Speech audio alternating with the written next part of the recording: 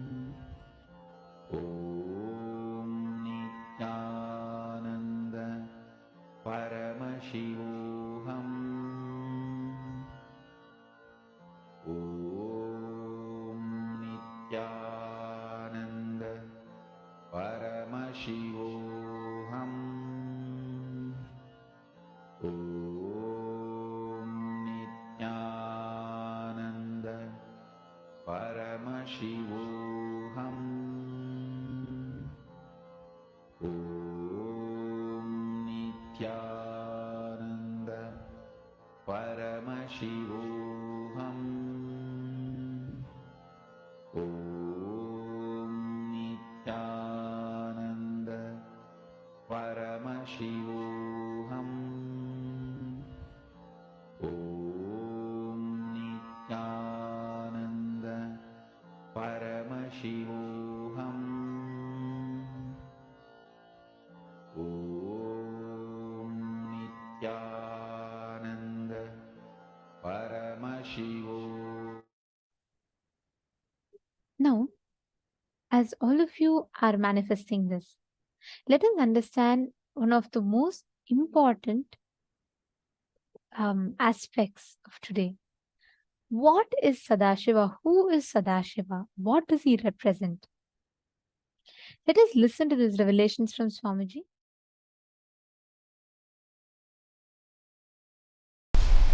Creation, operation, rejuvenation, delusion, liberation. Please understand, Supreme cannot be just GOD, generator, operator, destroyer. Please understand, the Supreme, as per Sanatana Hindu Dharma, Bhagavan, Brahman, Sadashiva cannot be translated by the word God. The Western definition of God is generator, operator, destroyer. Only three aspects. The Hindu understanding of supreme reality is generator, operator, destroyer, deluder, and liberator.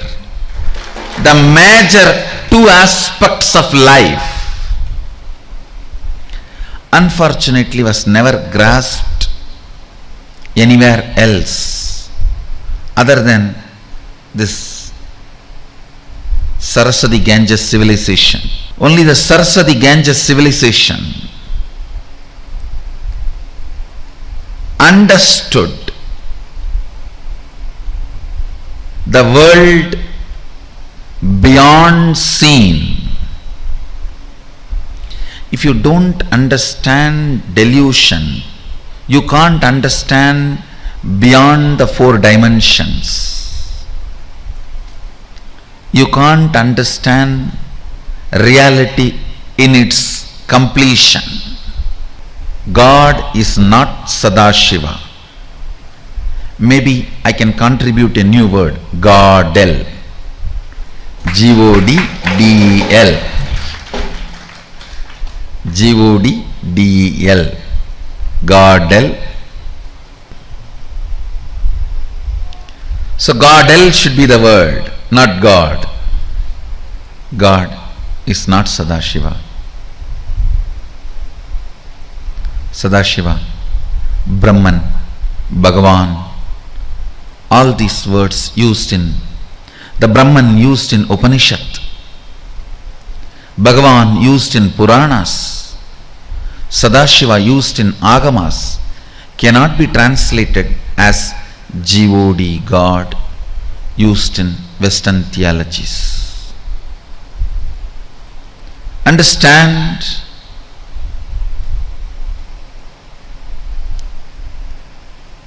these five aspects of Sadashiva in the manifest form is called Ishvara, unmanifest form is Avyakta. Even this five is only the manifest form of Godel, Sadashiva.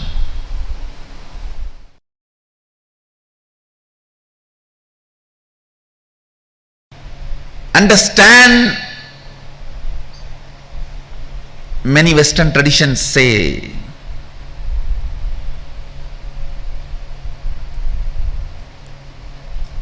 the atheist traditions in the West say man made God in his mold. Some of the religious traditions in the West say God made man in his own mold. I say God, whether he made man in his own mold or not, I don't know. I don't know God. But I know Sadashiva, Godel. He did not make you in his mold.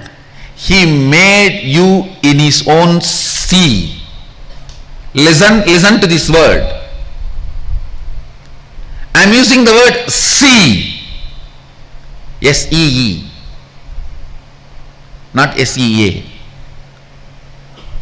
Listen to this word very carefully. See is an action. I wanted to say, when I see, one end is me, another end is you, another end is you, that's all.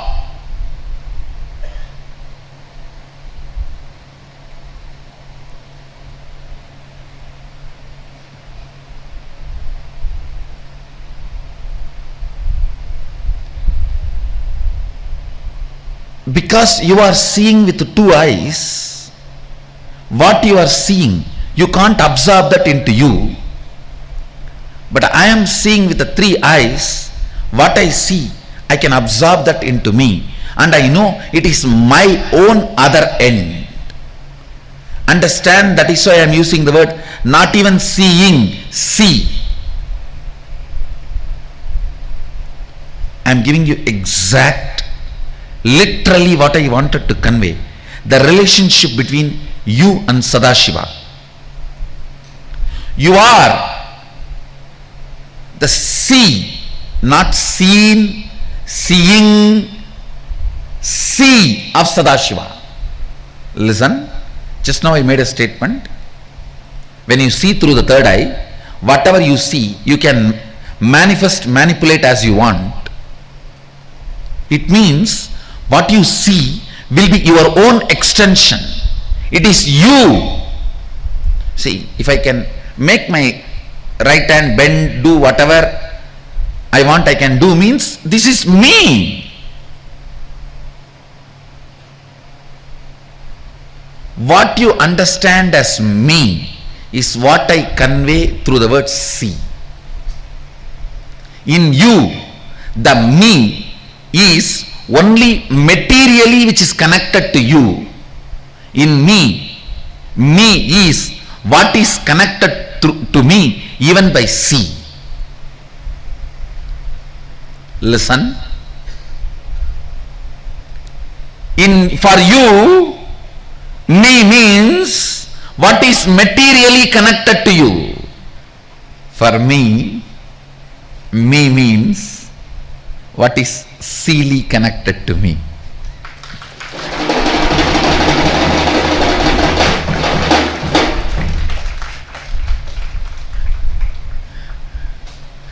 I don't know how much you catch it.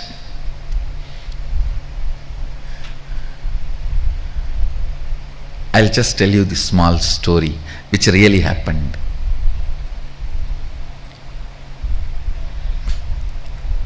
Arunagiri Vishra was trying to explain Advaita to me. He was sitting in the temple. This side, his left side was the Arunachala hill.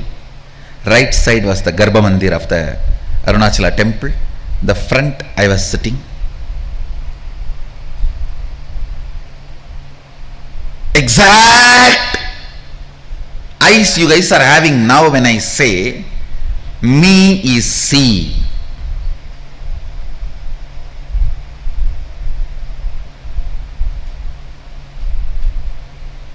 How you are? That is exactly the way I was looking at him. He said, see this hill, this Arunachala, you, me, all one and the same. When he put the hand, of course, I was inside the hand. Literally I saw the hill just moving, the Garbha Mandir moving, me moving and disappearing. He, me, hill, Garbhamandir, all disappearing into him. When experientially I saw whatever he was seeing, he is able to Photoshop it. He can just pick it up, put it, and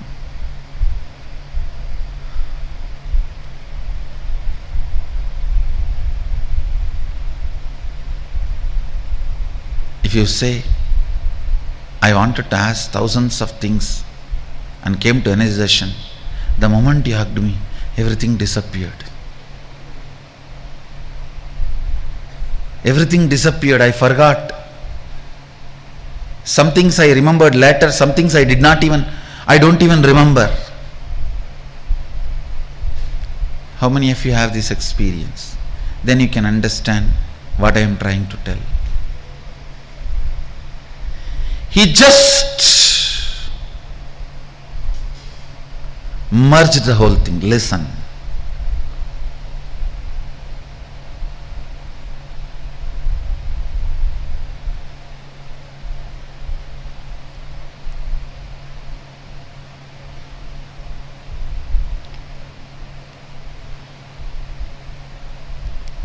Sadashiva made all of us in his sea. Please do not alter the word. This is the Facebook status for all of you. Don't use seen, seeing, SEA, no.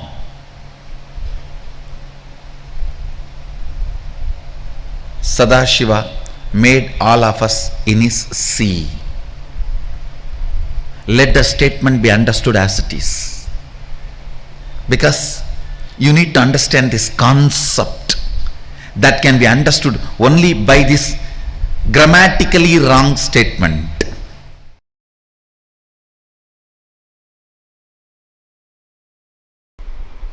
If you understand all the 5 aspects, generation, operation, destruction, delusion and liberation, you are made as an extension of Sadashiva. As I said, Sadashiva made all of us into his sea.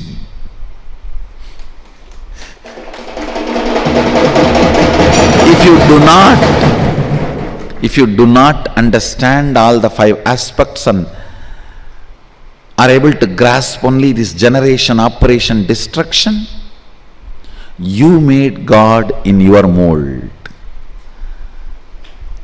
Be careful. Are you worshipping man-made God or living as God-made man?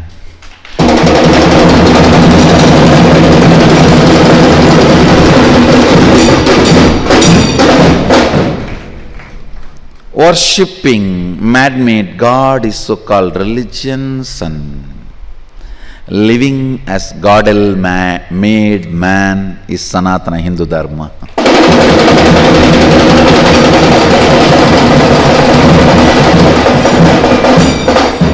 For Sanatana Hindu Dharma, the ultimate is not GOD, generator, operator, destroyer, no. Ultimate is generator, operator, destroyer, deluder and liberator.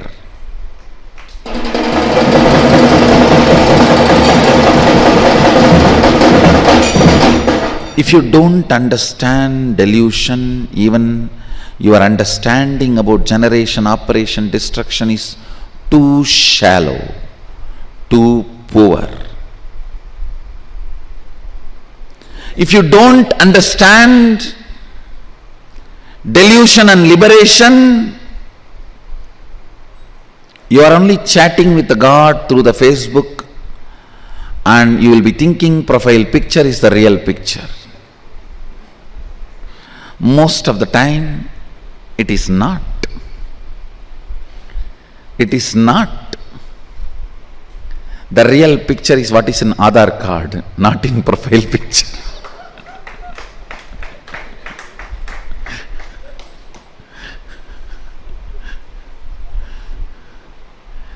Only if you know delusion and liberation, you are seeing Sadashiva face to face.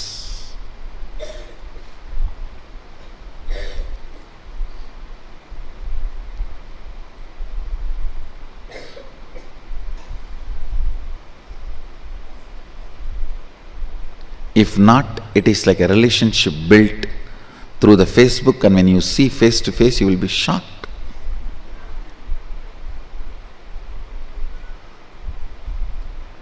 Son was telling the dad, "Dad, I have 10 fake IDs in the Facebook." Dad said, "What's the problem? You can have it." "No. The Shalini whom you invited for tonight dinner is my fake ID."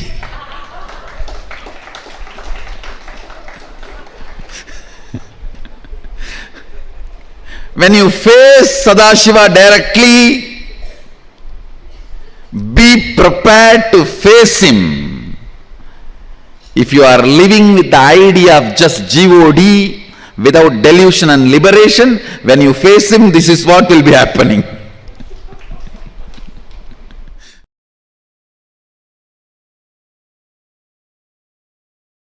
Oh, listen. Guru, Dakshinamurti is the best, most beautiful manifestation of Paramashiva. Listen.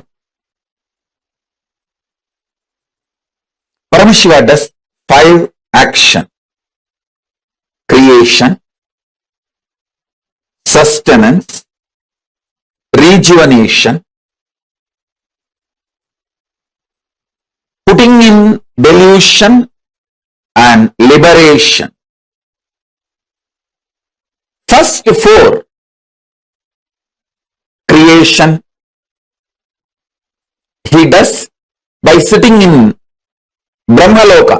As a Brahma, he manifests and creates. Maintenance, he does by lying down in Paramapada as Parandama. Rejuvenation, he does as Maharudra in Kailasa, from Kailasa itself. Putting in delusion, he does through many of his forms, like Bhikshadana, all those forms he took just to put people in delusion. Liberation. For liberation, he always comes down to planet Earth. He has to assume human form. The form he assumes for liberation is Guru. Keeping liberation as a predominant activity, the form he assumes is Guru.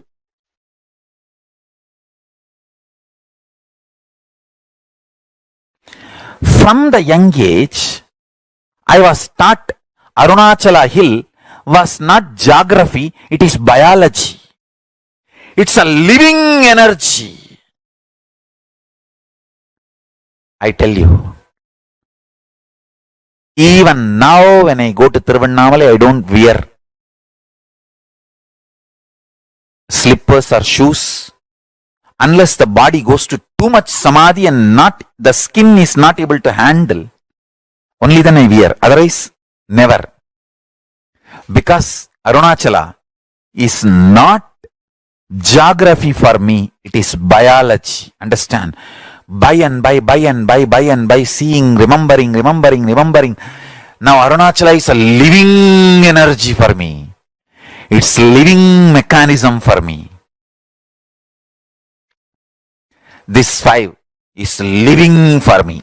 Ganga, banyan tree in Bididi, Arunachala, the Indra Vimana of Madurai Meenakshi temple, the Garbha Mandir, Sundareshwara's Indra Vimana. It can go to Kailasa any time and come back to Madurai any time. Paramashiva uses the Indra Vimana, the Garbha Graha of Meenakshi temple even now to go to Kailasa and come back to Madurai. This 5, Ganga, Arunachala, the banyan tree in Bidadi, our Kalpavriksha banyan tree, and the Indra Vimana of Meenakshi Sundareshwara's temple. Fifth one, I will not tell now. I'll reveal later. These five are living for me. Understand? From the young age, I know how geography is biology. So I know nothing happens mechanical existence way. Nothing happens mechanical existent way. Especially the level of like a creation, sustenance and all happens only if there is independent intelligence. I want you to know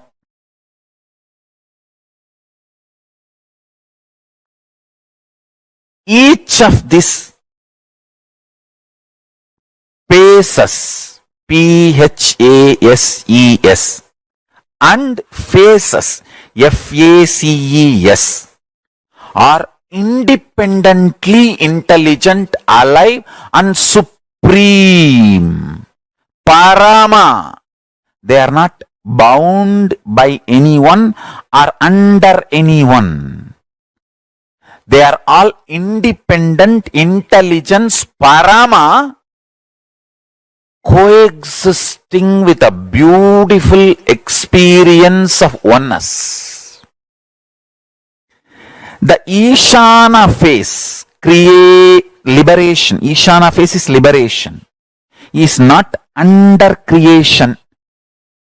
Satyojata phase. Satyojata phase is not superior to Agora, the rejuvenation phase.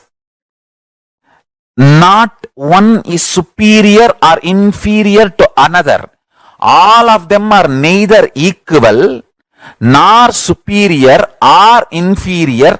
They are all in oneness. Understand?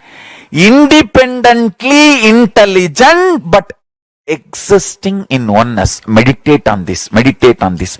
Don't think, oh, these statements doesn't make sense for me. Meditate on this.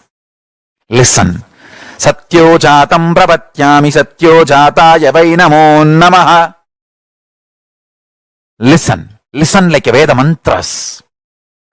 Meditate. When you meditate, the superficial, stupid, materialistic logic grooves got created in your brain will be cleaned, and real Parama logic, the multi-dimensional logic, grooves will start getting created. Understand, life is all about developing your brain which can grasp life, which can grasp the higher dimensions of life. Integrity is not supposed to be practiced. If you grasp the higher dimension of life, integrity will become such a sweet expression of your life. Man who is overflowing with energy manifests integrity. Like a rich guy wears nice dress, drives big car. Same way, man with high energy manifests integrity. Integrity is the abharana, the jewelry, glorifying decoration of high energy person. Grasp the higher existence through your brain, you will catch integrity. You will catch integrity. You will just manifest integrity. Integrity is the way legends live. The way legends sing poetry about their life. Understand? Legends, their life is a leela, a dance drama wrote in the space of the cosmos. The Krishna's life is a dance drama he wrote on the space of cosmos. That is why we call it Krishna Leela. The Sundareshwara's incarnation, when he comes down again and again, when he manifests again and again, whatever he does is dance drama. He writes on the space of the cosmos. Integrity is a dance drama performed by high energy beings. Catch the higher truths. Listen. Listen.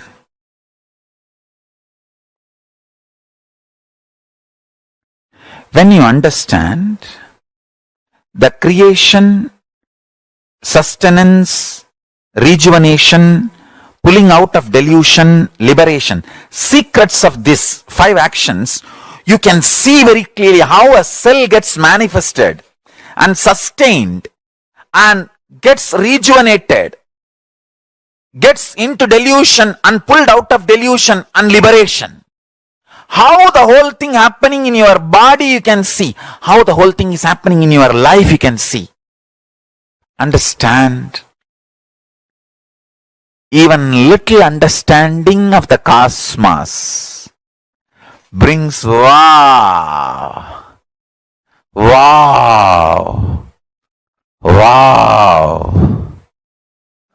so much,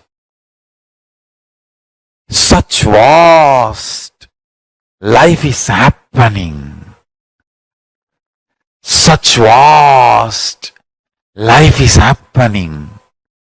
And even if you feel that once a day, that is called recharging your consciousness. Even once a day during puja, if you feel that, wow, what a Paramashiva, what a guy is manifesting as my life in me. Just if you feel even once a day, 2-3 minutes, that's enough. You are done. Your life will be in such order. Such order. Everyday puja is like a recharging your consciousness. How you recharge your cell phone, your iPad, your computer, your electronical goods, same way recharging your consciousness is everyday puja, nitya puja.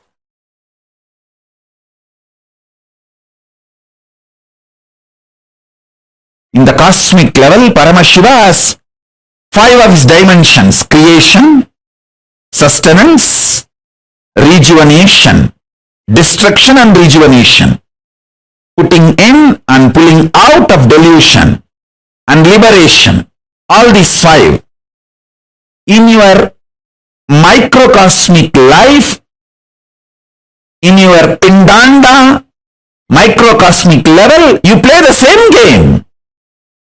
Every day, the new cells getting created, new organs getting manifested in your body is your creation. All of you need to know. Including your brain, everything gets newly created. New cells are created every minute, every second. This is your creation. In microcosmic level, in macrocosmic level, the planets which manifest planets are getting created. In microcosmic level, the cells are created.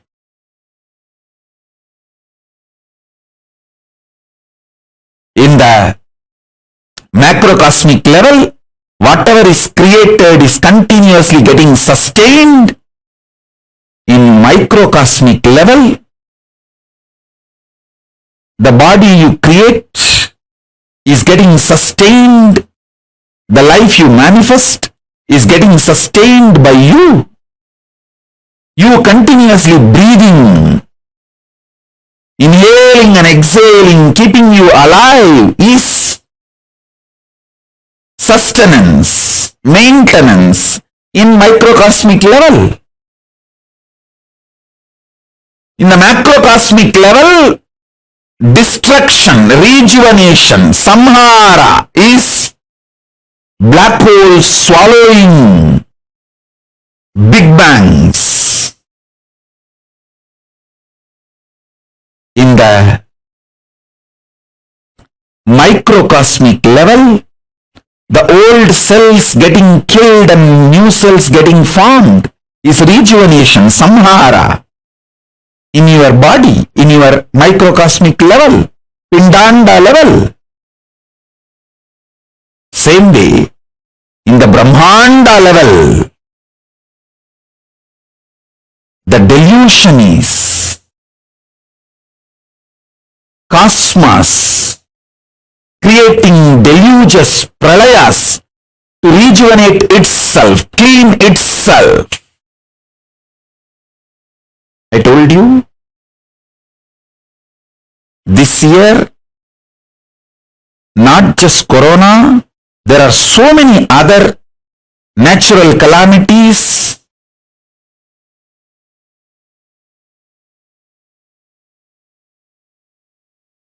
To clean the collective negativity will happen. This deluge, pralaya, will clean up a lot of collective negativity. You can see the heat wave all over the world. All the Panchabhutas playing and aligning itself. In the cosmic level, this is the delusion, Prabhava going on. In the macrocosm, Pindanda level, you forgetting your existence as Paramashiva, higher reality, falling into the nightmares and going through, is the small scale Prabhava. Delusion in the Pindanda, microcosmic level you go through. In the cosmic level, Brahmanda level, liberation, Anugraha is Paramashiva himself manifesting as this Nijavadara Nithyananda and making this Kailasa happen.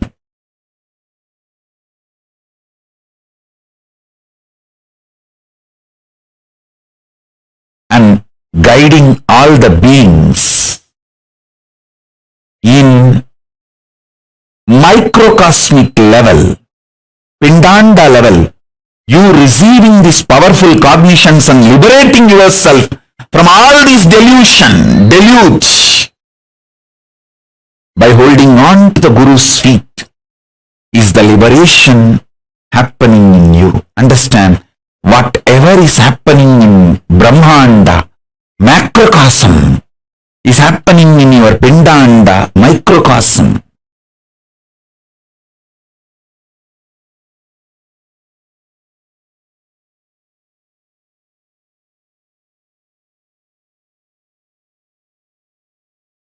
So don't worry about your delusions. Don't be powerless about it. Don't try to work with the facts and figures externally. Don't try to work with the seen. Work on the seer. Paramashiva's message directly from Sri Kailasa.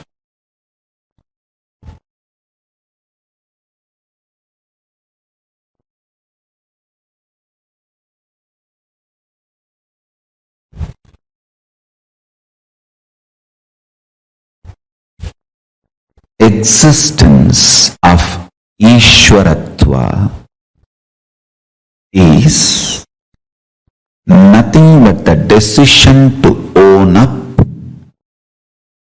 the principle of creation principle of sustenance, principle of rejuvenation, principle of delusion, principle of liberation in your existence. Understand? If you own up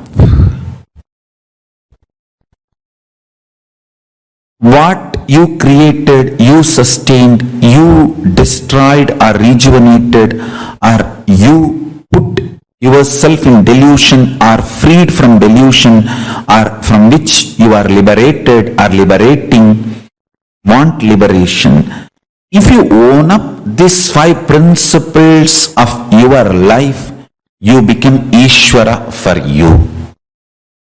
If you own up these 5 principles for a group of people, you become Kulapati to them, Ishvara to them. If you own up for a large number of people, you become Mandaleshwara. If you own up the same 5 principles for a Mahamandala, you become Mahamandaleshwara. If you own up these 5 principles for the whole universe, you become Ishvara of Brahmanda.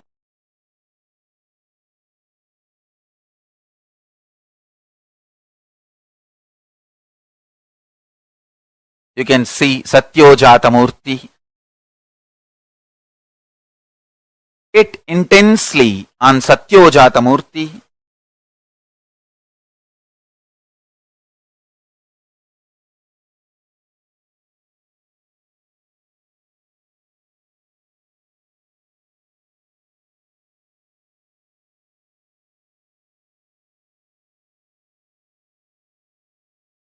Satyojatam prabhatyami satyojataya vai namo namaha.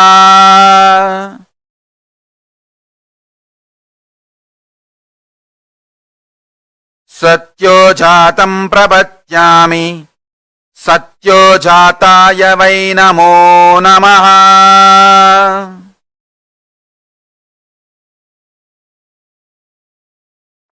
Bhave bhave nati bhave bhavasvamam bhavudbhavaya namaha. Satyojatam prabhatyami satyojataya vai namo namaha. Bhave bhave nati bhave bhavasvamam bhavudbhavaya namaha.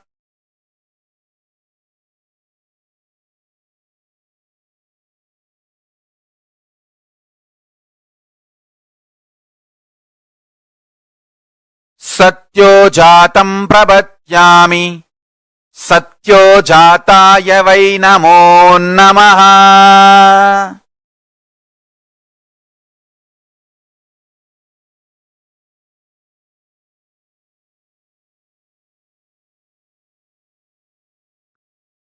Satyojatam prabhatyami satyojataya vai namo namaha. Bhave bhave nati bhave bhavasvamam bhavudbhavaya namaha.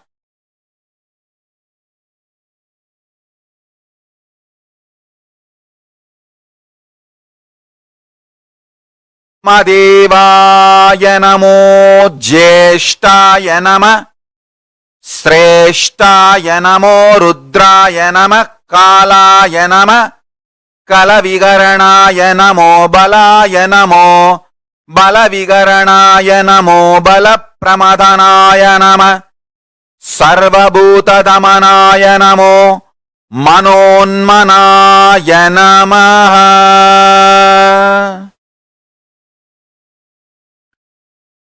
Vamadevaya namo Jyeshtaya nama Sreshtaya nama Rudraya nama Kalaya nama Kalavigaranaya namo बलविकरणाय नमो बलाय नमो बलप्रमदनाय नमो सर्वभूतदमनाय नमो मनोन्मनाय नमः।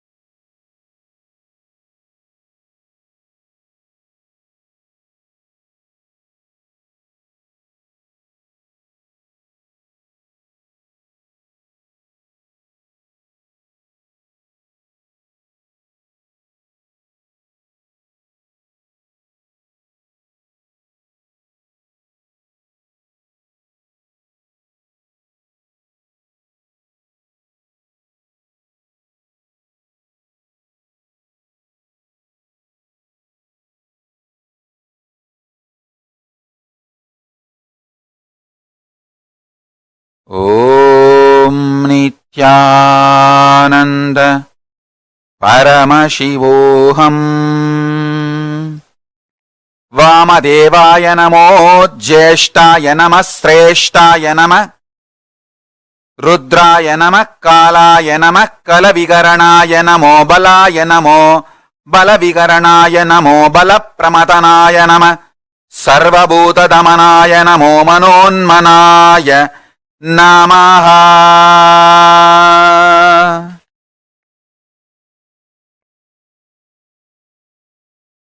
अघोरमूर्ति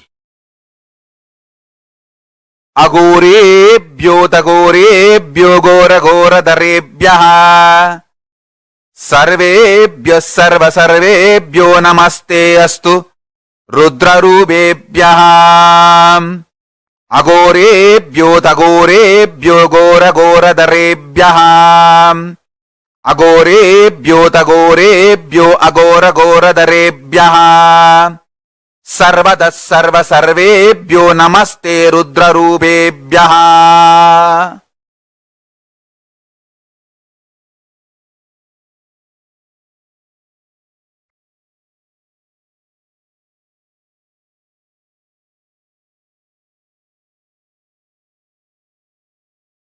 ॐ ॐ ॐ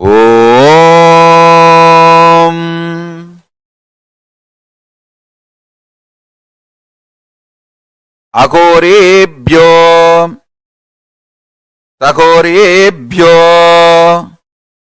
अघोरघोरधरेभ्यः सर्वतः सर्वसर्वेभ्यो नमस्ते रुद्ररूपेभ्यः।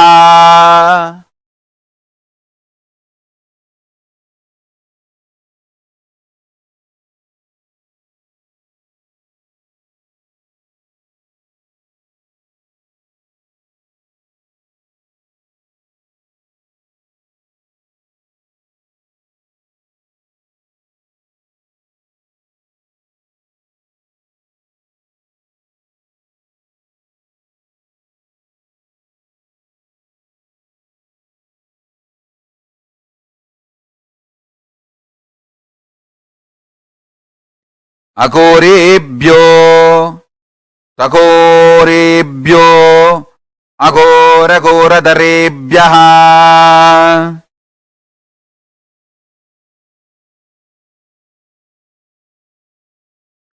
सर्वतः सर्वसर्वेभ्यो नमस्ते रुद्ररूपेभ्यः।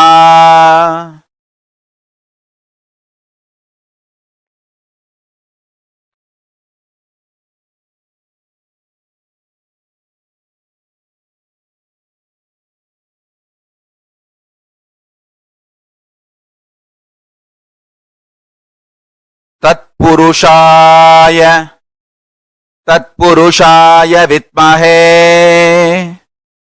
महादेवाय धीमहि तन्नो रुद्र प्रचोदयात्। तत्पुरुषाय विद्महे महादेवाय धीमहि तन्नो रुद्र प्रचोदयात्।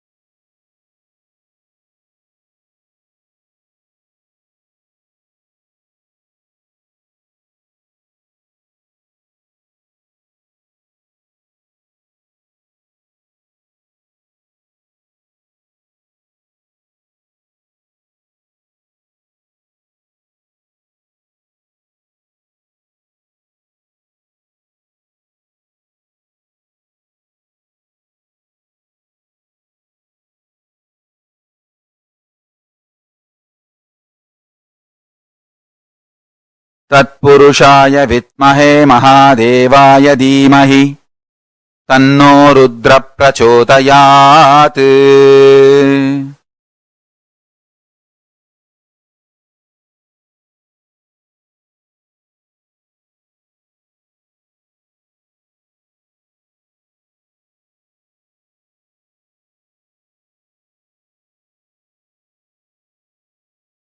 பூஜை வேண்டும் என்னாலும் அது மறைவேதம் சொன்ன சொல்லாகும்.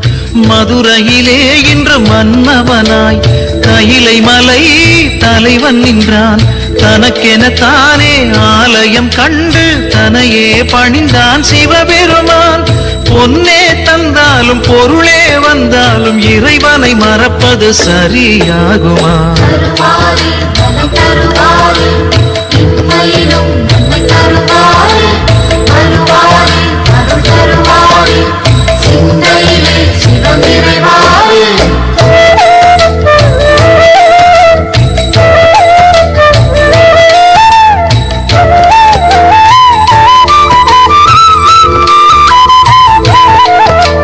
நடுவூரில் நின்ற ஒரு தெய்வம், அது நலம் வாழ வைக்கும் சிவரூபம். எம்மையிலும் நன்மை தரும் தெய்வம், அது தென் மதுரை நின்ற குல தெய்வம். சிவமயமே என் அருகினிலே மன ईशानः सर्वविद्यानाम् ईश्वरः सर्वभूतानाम् ब्रह्माधिपति ब्रह्मणोऽधिपति ब्रह्मा शिवो मे अस्तु सदा शिवोम्। ईशानः सर्वविद्यानाम् ईश्वरः सर्वभूतानाम् ब्रह्माधिपति ब्रह्मणोऽधिपति ब्रह्मा शिवो मे अस्तु स एव सदा शिव ओम्। सदा शिव ओम्। सदा शिव ओम्।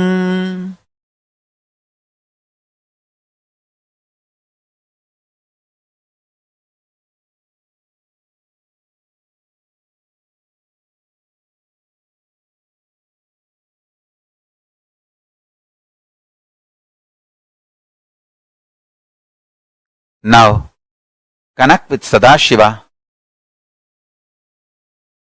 Satyo jatam prabhatyami satyo jataya vai namo namaha.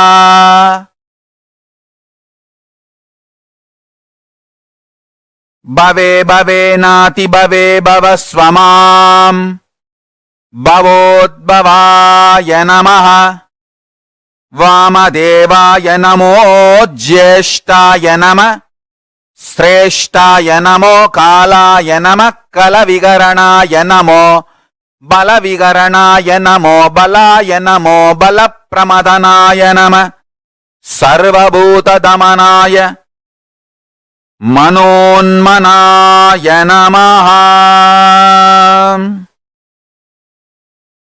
वामदेवाय नमो ज्येष्ठाय नमः श्रेष्ठाय नमो रुद्राय नमः कालाय नमः कलविगरणाय नमो बलविगरणाय नमो बलाय नमो बलप्रमदनाय नमः सर्वभूतदमनाय नमो मनोन्मनाय नमः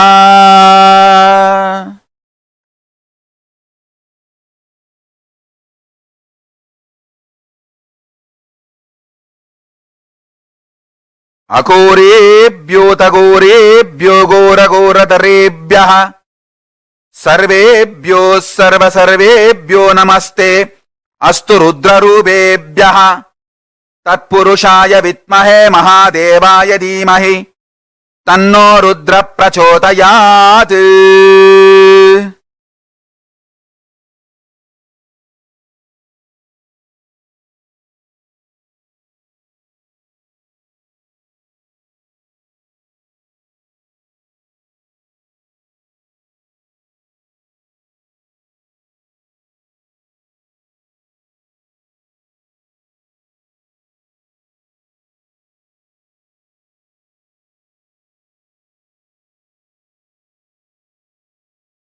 तत्पुरुषाय विद्महे महादेवाय धीमहि तन्नो रुद्र प्रचोदयात्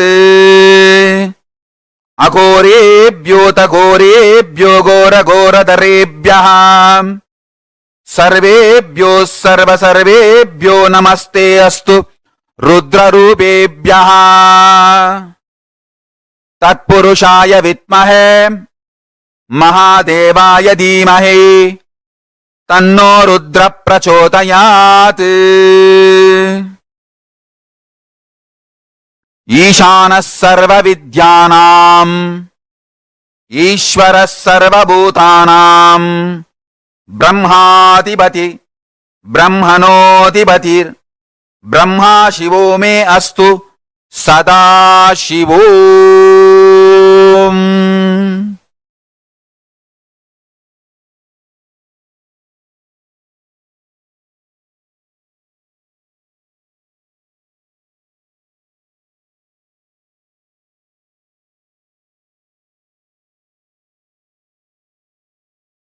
ओम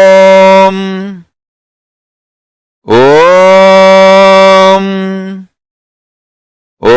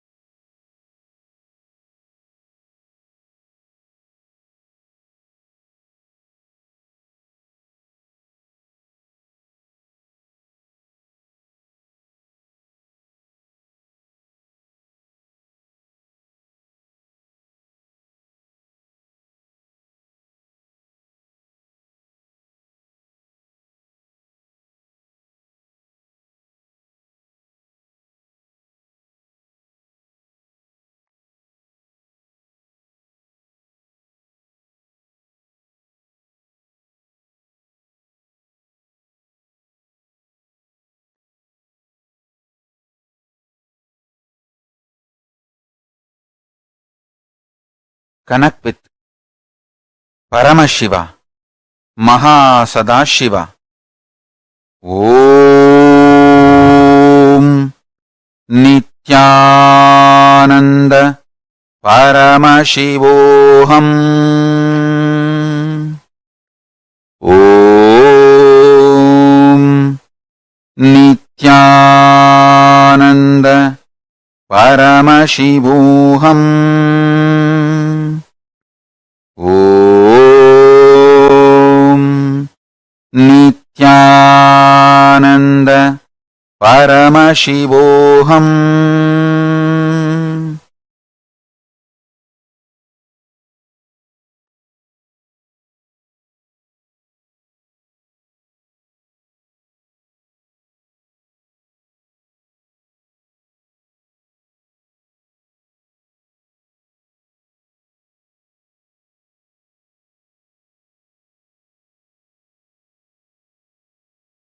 Shrunut brahmanas sarve guhyat guhyataram param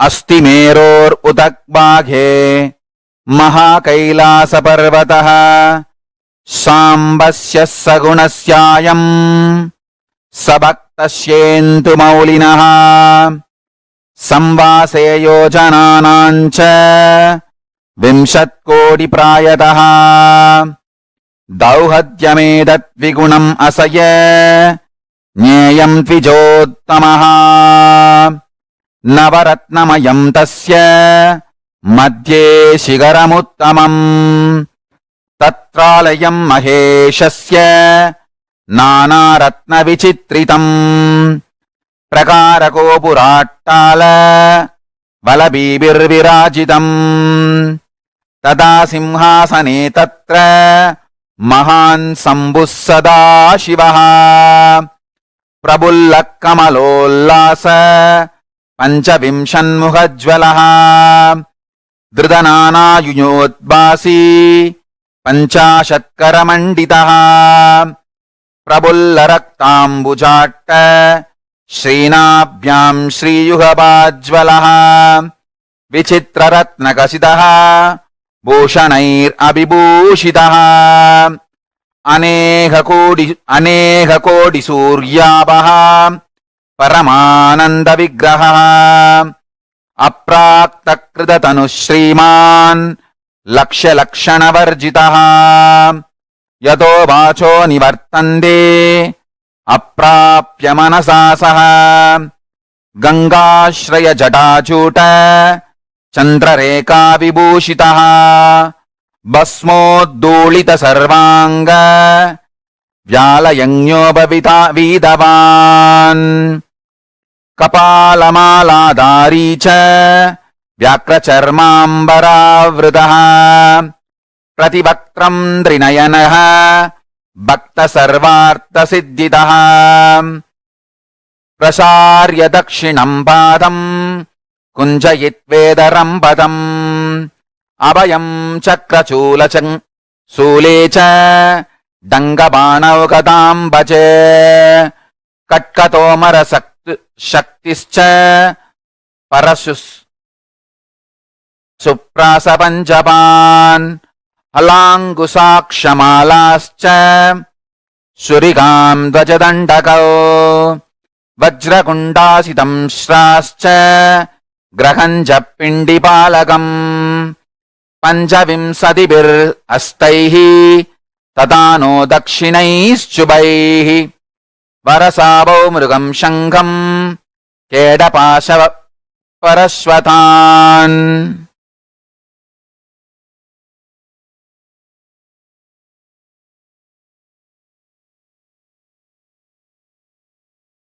मुत्करम् डमरुम् गण्डाम् रुद्रवीणाम् च पुस्तकम् कपालमुण्डकट्वाङ्ग कुशुण्डीपरिधानभिः पालम् भट्टसंवेत्रम् कमण्डलूहुदासनौ कर्तरीम् मुसलम् पिच्छम् पिप्रत्वामैस्तथा करैः महान् सदाशिवस्योऽयं राजते तत्र पर्वते।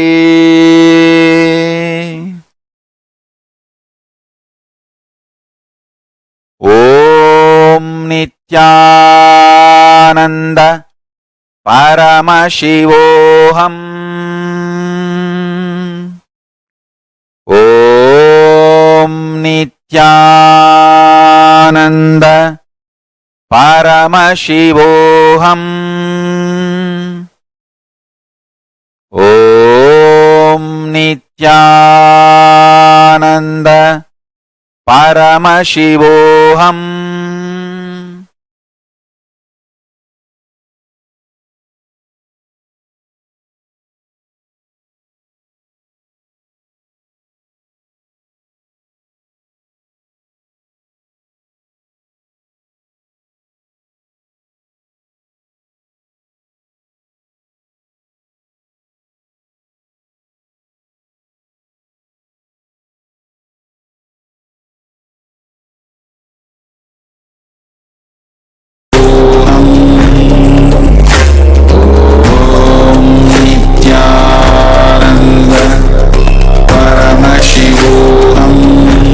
ॐ नित्यानन्द परमशिवोऽहम्।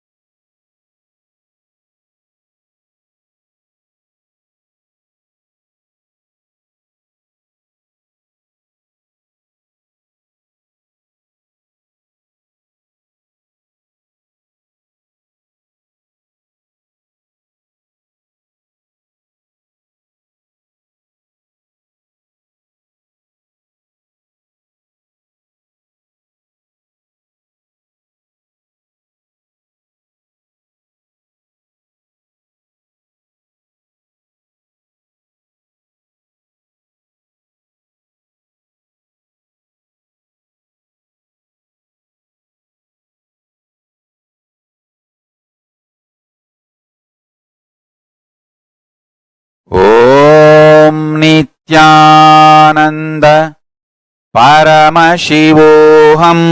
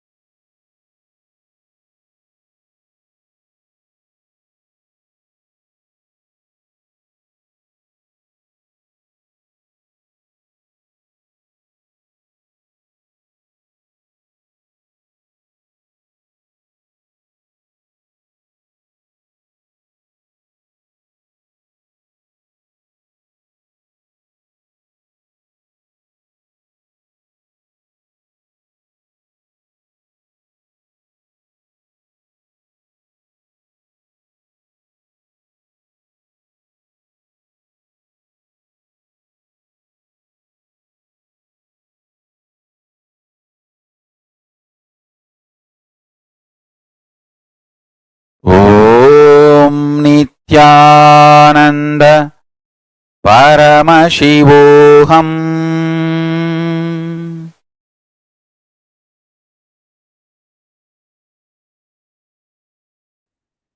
please relax. Slowly, very slowly, please open your eyes. I request all the participants, every one of you, to please relax.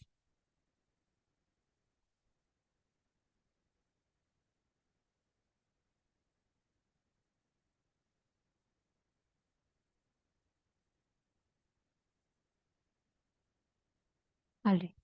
Now, understand, experiencing these 5 phases of Paramashiva, these 5 dimensions of Paramashiva, the 5 phases, Srishti, Sthiti, Samhara, Trobhava, Anugraha. He eternally graces us in this supremely auspicious form.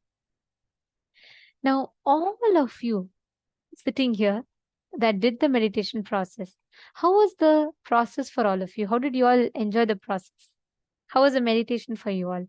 When Swamiji literally chants the Dhyana Shloka, how many of you were able to actually experience that dimension of Paramashiva? Can I request everyone to post?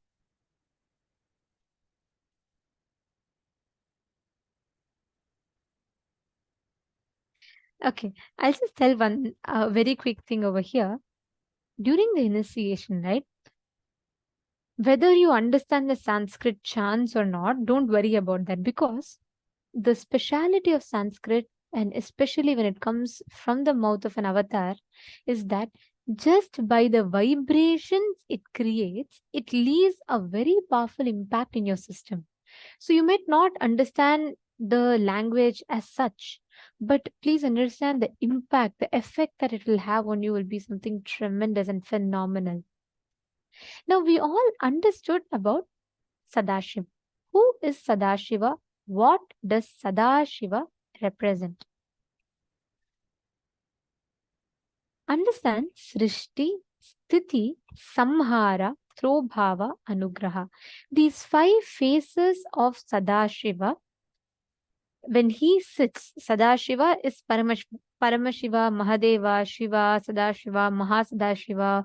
All of them are one and the same. Please understand, Shiva, Mahadeva, Paramashiva, all of them are one and the same. It's the same form. It is just the different, when Paramashiva does the Panchakrityas, he does it as Sadashiva. When Paramashiva has the 5 faces and he manifests as Sadashiva.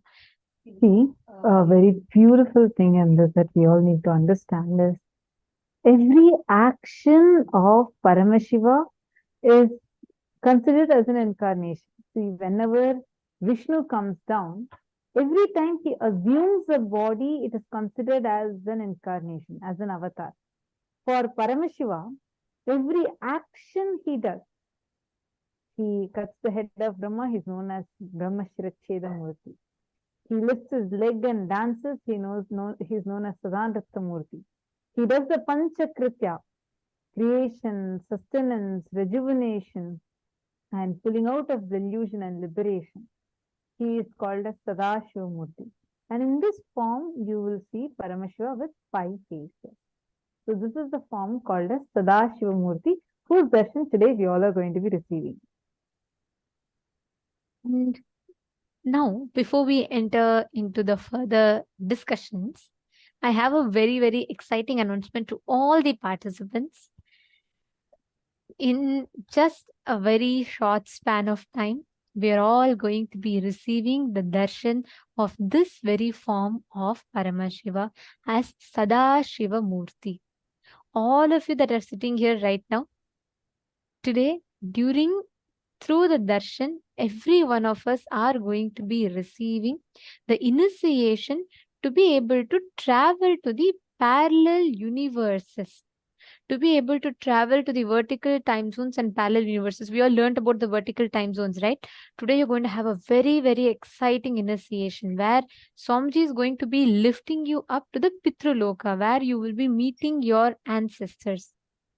So we are going to be entering into the darshan preparation. We request all the participants, everyone, to please start gathering and settle down. Very soon, we are going to be entering into the darshan preparation. The darshan is at 7 p.m. New York time. So we have very less time. We request all the participants, all the male bodies, female bodies, everyone, please start coming and settling down in front of the cameras. Ma Jillian is posted, she's still vibrating because of the meditation. Wow. Beautiful. And Ma Mohini Lata saying, "Ma, I did not even close my eyes, but I felt so much energy and I went into deep space of Sadashiva."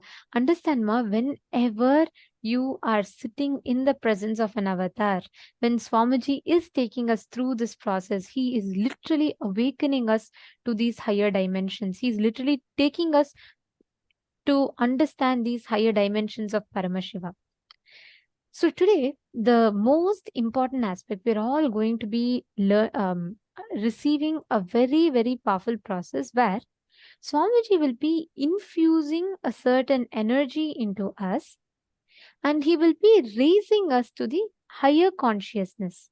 He will be raising us to the highest frequency where we will be receiving, we will be able to access the higher dimensions, the Pitraloka, where you will be going and you will be able to meet your ancestors, you will be able to understand, where they exist, how they are, all of that.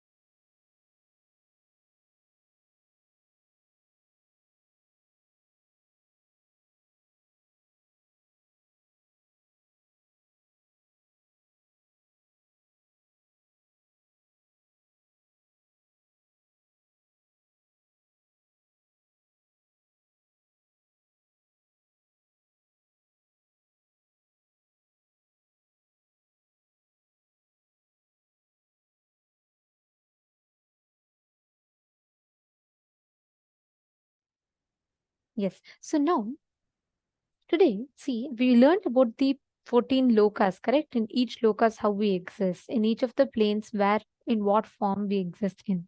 We learned about the 25 states of consciousness.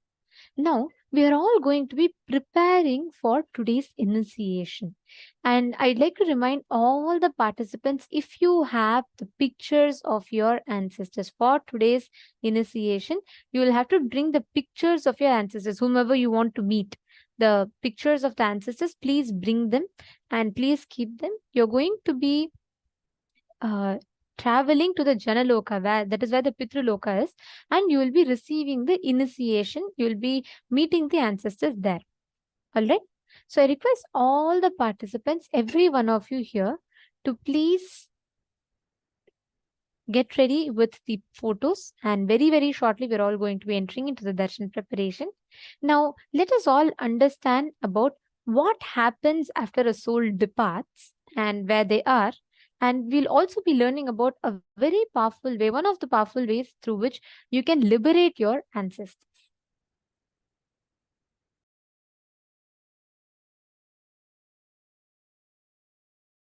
Listen. Multiple universes, planes exist. That's the first thing. Pitraloka is true. When you leave the physical body, you carry your Karana Sarira, the causal body, your deep-rooted patterns, and reach the Pitraloka and live. I am not lying to you when I say, if your generations give you the Shraddha and Pinda only, you will be happy and have a social respect. Pitraloka exists. It is true. You are not accidental. evolution of some biological permutation combination, good or bad, right or wrong. No. You are a conscious manifestation to celebrate, live your existence on this plane and in higher planes, vertical time zones.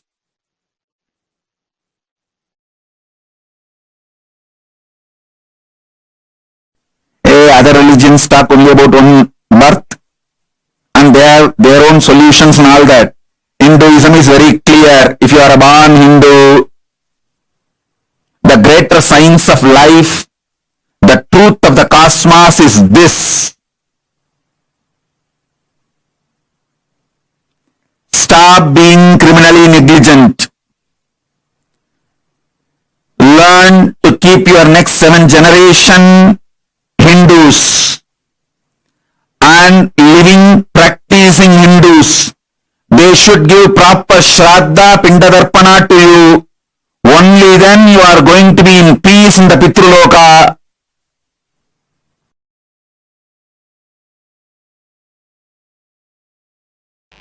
Only with the deep completion, listen, only with the deep completion, you even become one being. Without completion, you can't even be one being. Please listen. Please come to the space of listening.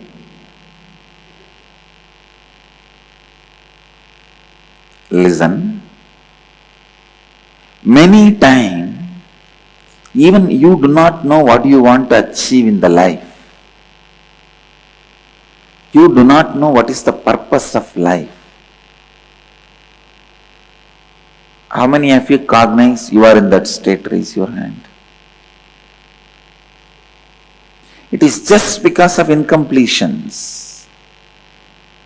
See, it's like each part of your incompletion claims I am you.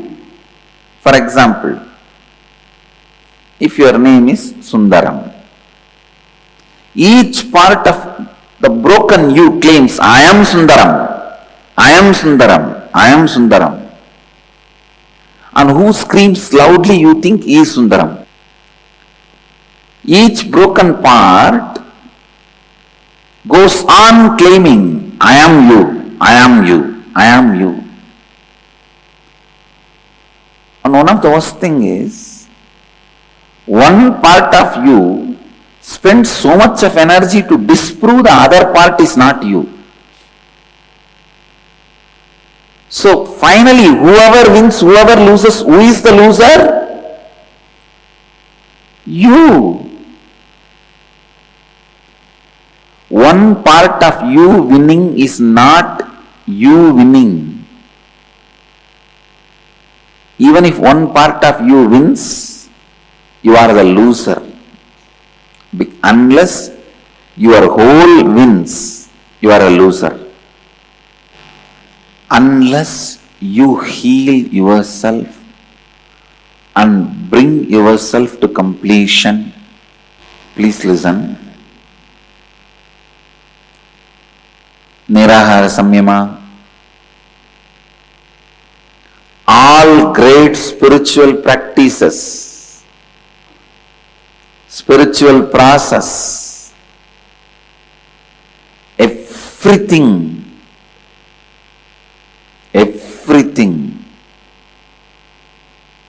all great spiritual practices and all great spiritual processes, everything, the purpose is for you to become one, for you to become complete, integrated.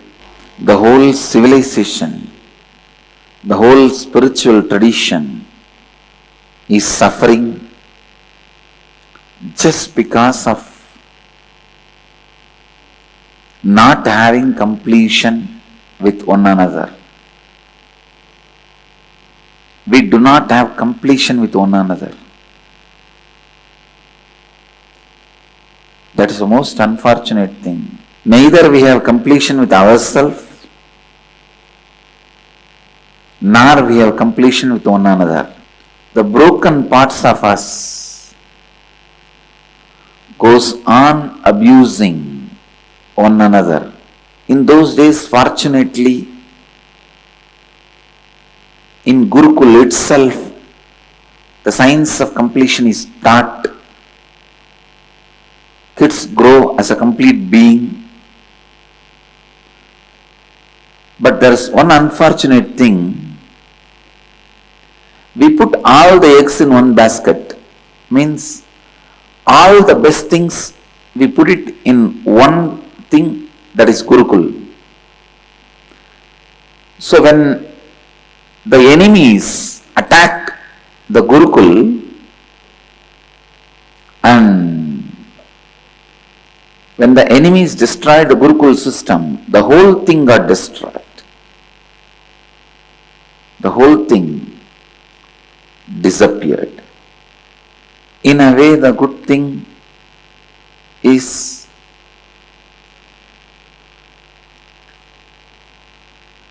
in the Gurukul system itself, all the right lifestyle is given. One bad thing is, when that system got attacked and destroyed, the whole thing got destroyed. The one and only way we can revive, bring the science of completion to everyone. Let the science of completion be brought to the mass. Understand? Whether he is a construction worker working for daily wages, or the IT engineer, or the lawyers, doctors, whatever may be, when you bring completion, so much happens to your system.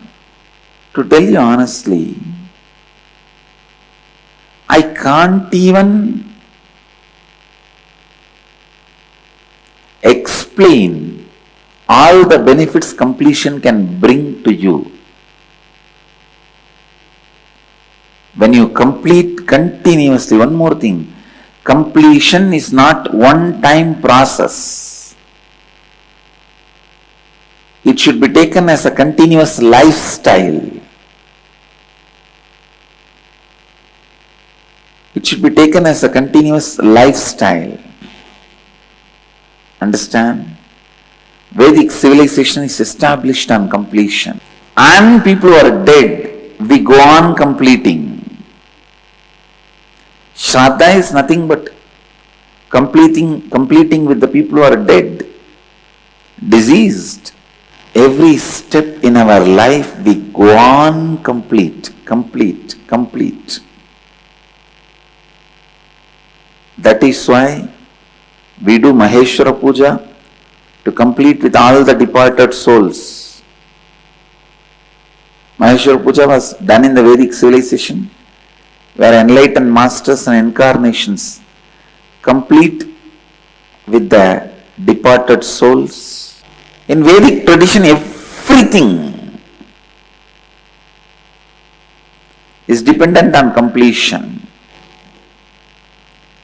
Only if you start living completion, you will understand the quality of life. I tell you, when there is an incompletion, your life is stolen away from you. When the completion happens in you, you regain your life. Let me define completion.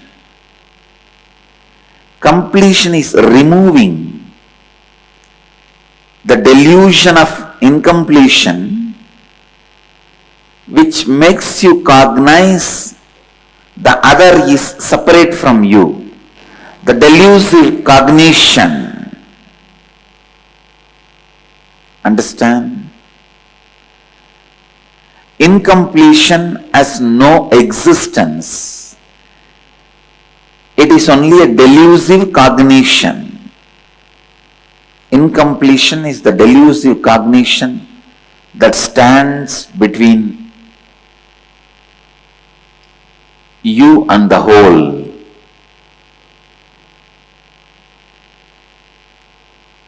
Complete with everything. I'm spending a little more time now in astrobiology and studying. The more I study the astrobiology, more I am convinced life is not restricted to inanimate forms. Life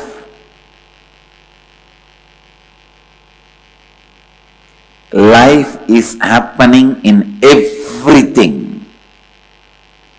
Maybe in a frequency where it is not recognized by you.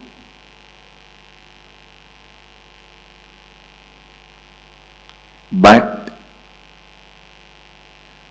everything as life, complete with everything. I tell you, completion, state of completion is the best way to prepare yourself for life, and completion is the best way to prepare for death. Just the completion. I tell you, with the process of completion, you can cure as simple as your headache. You can achieve relief from the headache. Even this simple thing can be done through completion. Please understand, I am talking with responsibility that I am on national channel now, on international channel. Please listen. Come to the space of listening. Completion can help you to achieve extraordinary mystical powers. I am not promoting any superstitiousness. I am not promoting any superstition. When you complete with everything, with animate, inanimate, with everything, you will experience the space of non-duality, Advaita, the space of oneness. If you want to celebrate, start with completion. See, relationships are nothing but your own extensions. Relationships are not outside, they are just your own extensions. The you extended outside you is your relationships. You will learn to complete the incomplete you present in the other. Completion, completing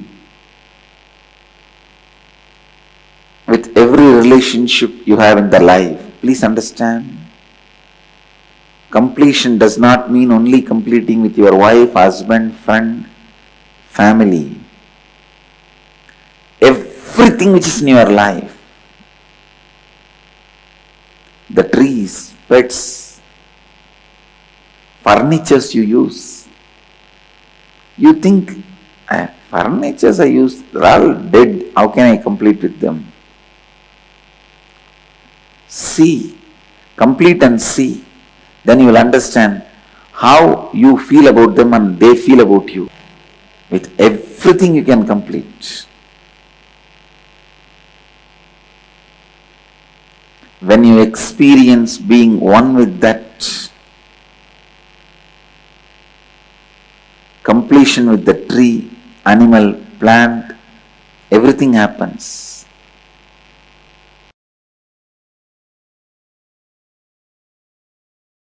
Pranam Swamiji, from the other day's comments about cause and effect and Shraddha, Maheshwara Puja, it seems that completion with the departed souls also may lead to reducing the karmic account between the departed souls and I. Is this understanding correct? I'll say your understanding is correct, but I would like to add some more things to your understanding. Sometime this karmic debt stays in you so heavily, even with so many of your completion, still in the heart you continue to carry some incompletion. At that kind of moments, at that kind of situations, the completion with the departed souls through Shraddha. There are few places in India well known for that energy, both Gaya. In Gaya, where Buddha became enlightened, there is a huge, beautiful Vishnu temple. There it is, the Vishnu's feet are worshipped. The place is well known for the energy of Pinda Shraddha, completion with the departed souls. And Badri, in Badrigashram when you do Shraddha, Brahma himself receives in his Kapala. Brahma Kapala. Kala Bhairava himself receives having Brahma Kapala. Please understand. When you give in Badrigashram, Kala Bhairava holding Brahma's skull receives the Pinda and offers it to Vishnu, where all the three are connected. So in Badrigashram or Gaya, both Gaya, or in Manasarovar. These are the places you can offer the Shraddha. Please understand, it really does the completion in the level of biomemory. In the level of biomemory. Take enough time, do completion with them and offer the Shraddha. It does completion in the level of biomemory itself. So, I'll sincerely encourage every human being to do completion with the departed souls.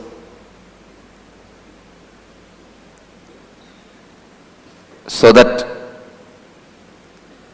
the people living now, you and your next generation can experience the joy of completion. And I also declare, in US, our Ohio temple will specially radiate the energy. On the banks of Ganga and Yamuna and Saraswati, in Prayag, anybody does Shraddha in our Ohio temple, Ohio Prayag temple, it will be received directly by Kala Bhairava through his Brahma Kapala and offered to Vishnu. It will reach your elders, the departed souls. Ohio Prayag will radiate this special energy of helping and supporting you in completing with the departed souls. That place has that ambience. You have to do the Shraddha and take bath in that river. Sangam. The next question is from Inner Awakening ID number 284, Brendan, who's asking, if we are all cleansed of all karma, does this mean that when we do something that causes karma, do the consequences come much sooner, if not instantly? In a normal situation, what makes instant karma happen? Why does certain karma carry over for long period of time? Let me read the question bit by bit.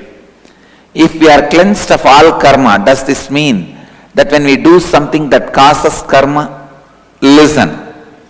Once you do completion, your actions does not produce any more karma. Karma is nothing but the actions out of incompletion leads to more incompletion. For example, if you eat ice cream out of incompletion, that becomes a deeper pattern. But after you do completion, the same ice cream will not become a big pattern in you. It may just be in the level of habit, that's all, not pattern. Casual habit, not pattern. Understand, the more completion space you carry, less impact you create as karma. For example, out of incompletion, deep greed, when you take ice cream, the pattern you create is like a carving on the stone, which will stay forever.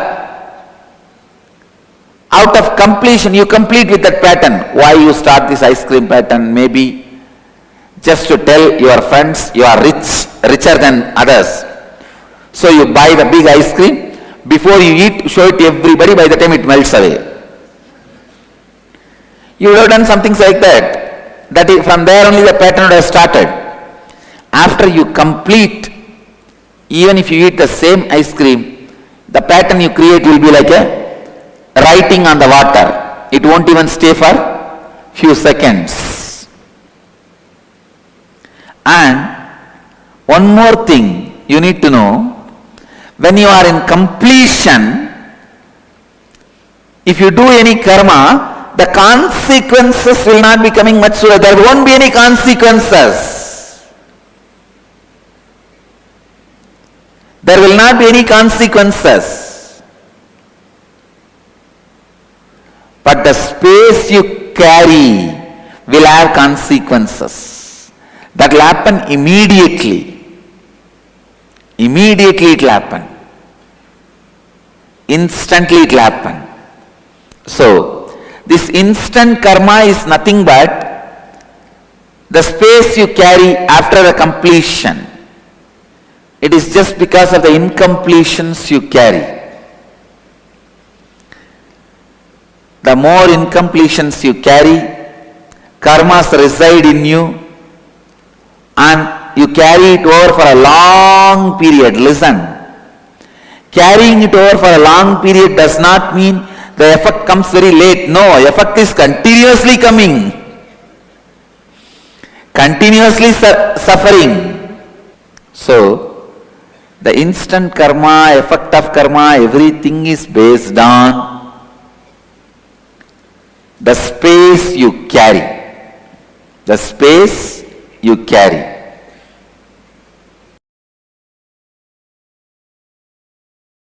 At the end of the life, because of Shiva Diksha and your grace, I would have a chance to either assume a body or merge with you.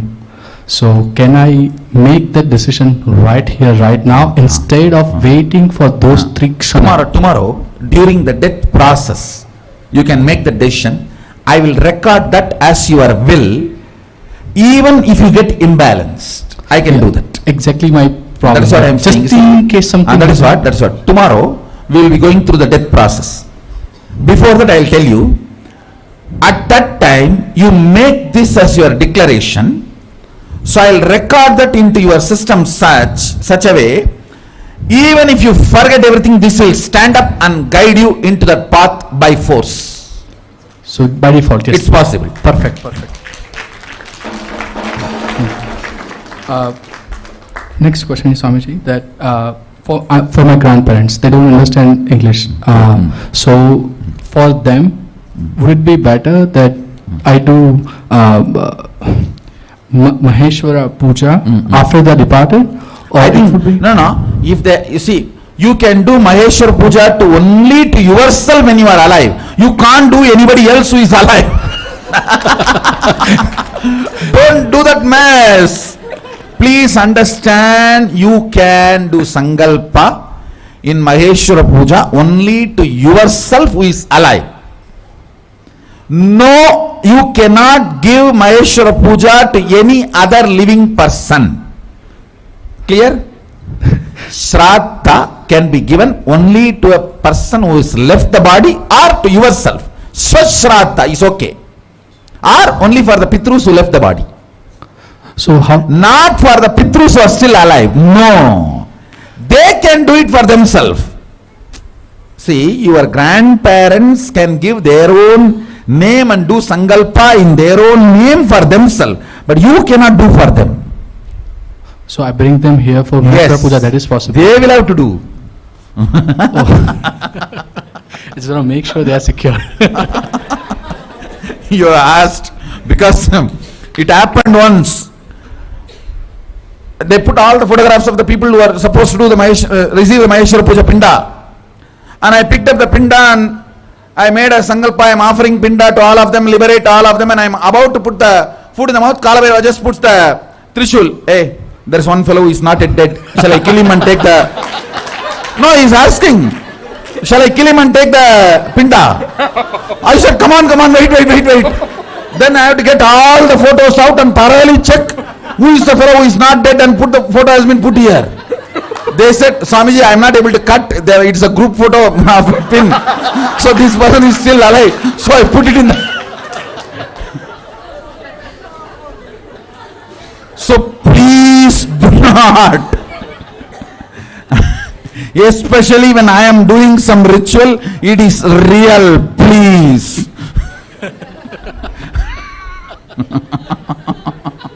No, it really happened. It really happened and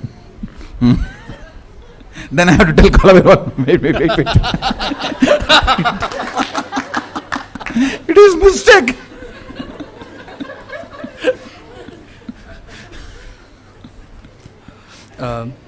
Almost like in 2 seconds got saved. Because I already let all these people who are in the Pitraloka and I have already, almost I am completing. He said, shall I take him and give the...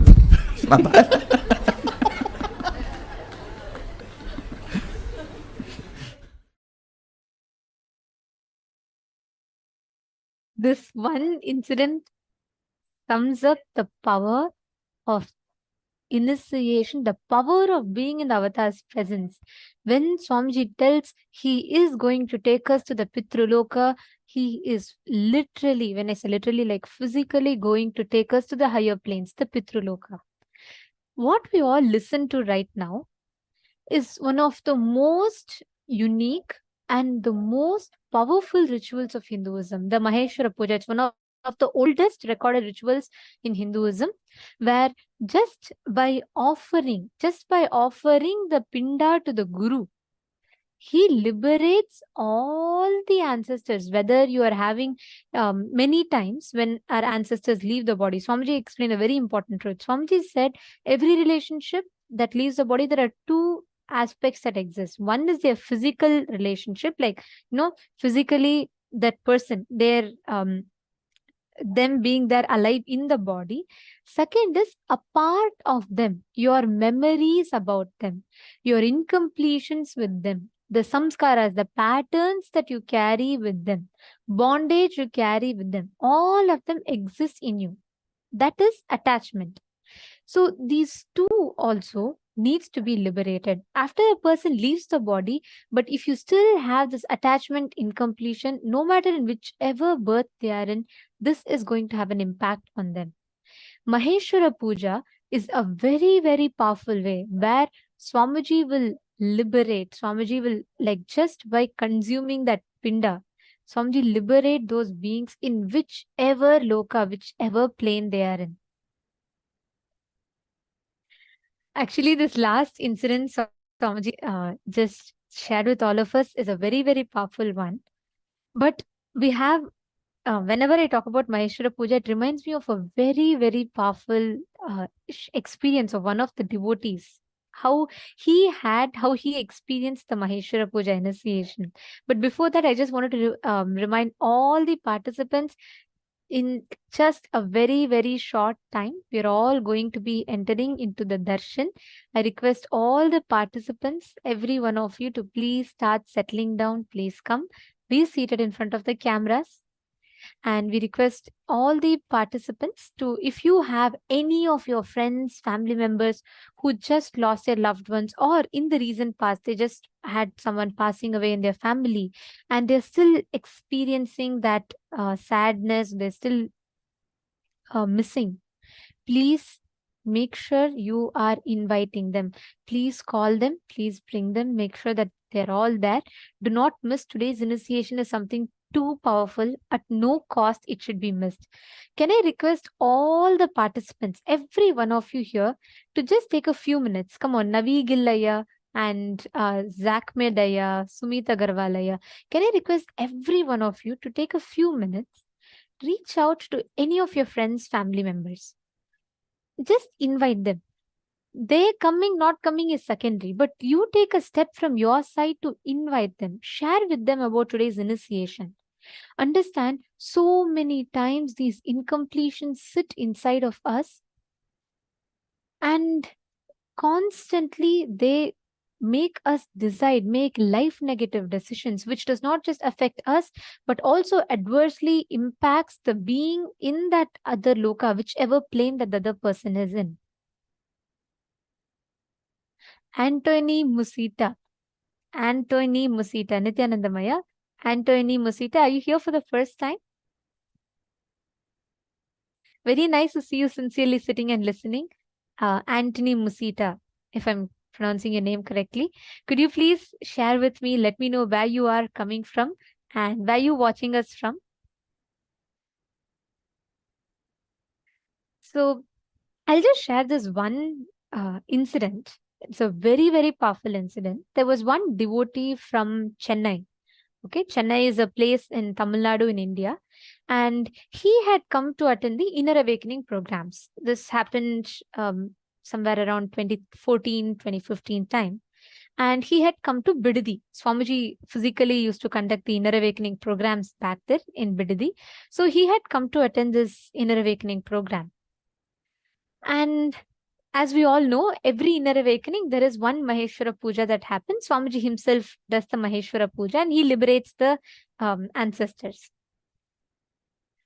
So what happened is this devotee's wife had passed away. She had some this thing and she had passed away. And this devotee was very, very, very attached to his wife. Like he could literally not live without her. And when the wife had passed away, it deeply impacted this devotee who was attending the Inner Awakening.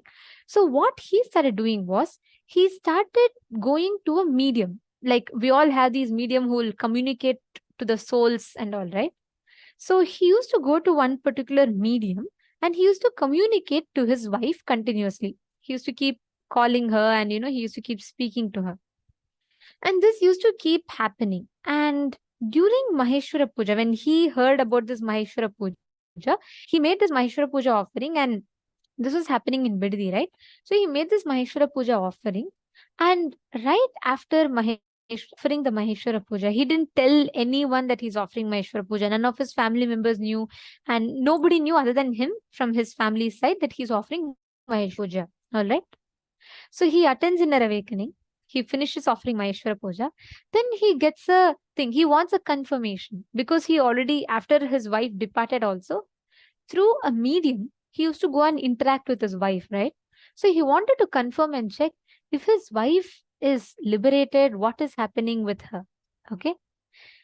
This is the most, oh my God, I just get goosebumps even if I think about this. So he goes back to the medium and he's not told anybody that he's offered Maheshwara Puja, but Swamiji liberates and everyone who the Maheshwara Puja has been offered to. So this devotee went back to the medium and he said, I want to connect to my wife. So the same way like how he used to connect before, the medium also, like he did whatever the process is, and his wife came. And even before this devotee could tell anything to that departed soul of his wife, the wife said, he asked, so this devotee basically asked, how are you? And the wife said, I am resting in peace in the feet of that she pointed out to the dollar, Swamiji's dollar that he was wearing. And she said, I am in complete peace. I am resting at his feet. And she pointed to Swamiji. She didn't even know, nobody even knew that he had offered Maheshwara Puja. Nobody knew. But this soul comes to the medium and she tells, I am living in complete peace. I am in the feet, at the feet of him. And she points out to the dollar of Swamiji's. This devotee was like shocked. He had no words. He was so fulfilled. He knew that that being is completed, that being is liberated. He was so fulfilled by it, and he was shocked because he had not told anyone. So there's no possibility of anyone even guessing or knowing that, this person has been offered Maheshwara Puja for. The moment he asked, this is the response the soul gives. And he was shocked. Immediately he came back to Bidadi and to the ashram, and he came back to Swamiji during the darshan. He told Swamiji, this is what happened. Then Swamiji just laughed and he said, don't worry, I have liberated her. Don't disturb her being. Now that you know she is at my feet, let her be. She's very peaceful. She's resting in my feet. Understand, when we say the souls are liberated, it is as real as you experiencing physical healing. Our ancestors, they do leave the body. When they all leave the body, they go to Pitruloka. And when they go to the Pitruloka, they're all stationed there. And when Swamiji offers the Maheshwara Puja, when he says, I am liberating them, they immediately, instantly get liberated. Ma Diana Spilo was saying, wow. Understand, Ma, so many of you here are today bringing your ancestors' photos. Today, every one of them, you are going to meet. When Swamiji says you're going to be directly lifted to the Pitruloka to meet your ancestors, they are going to be meeting your ancestors.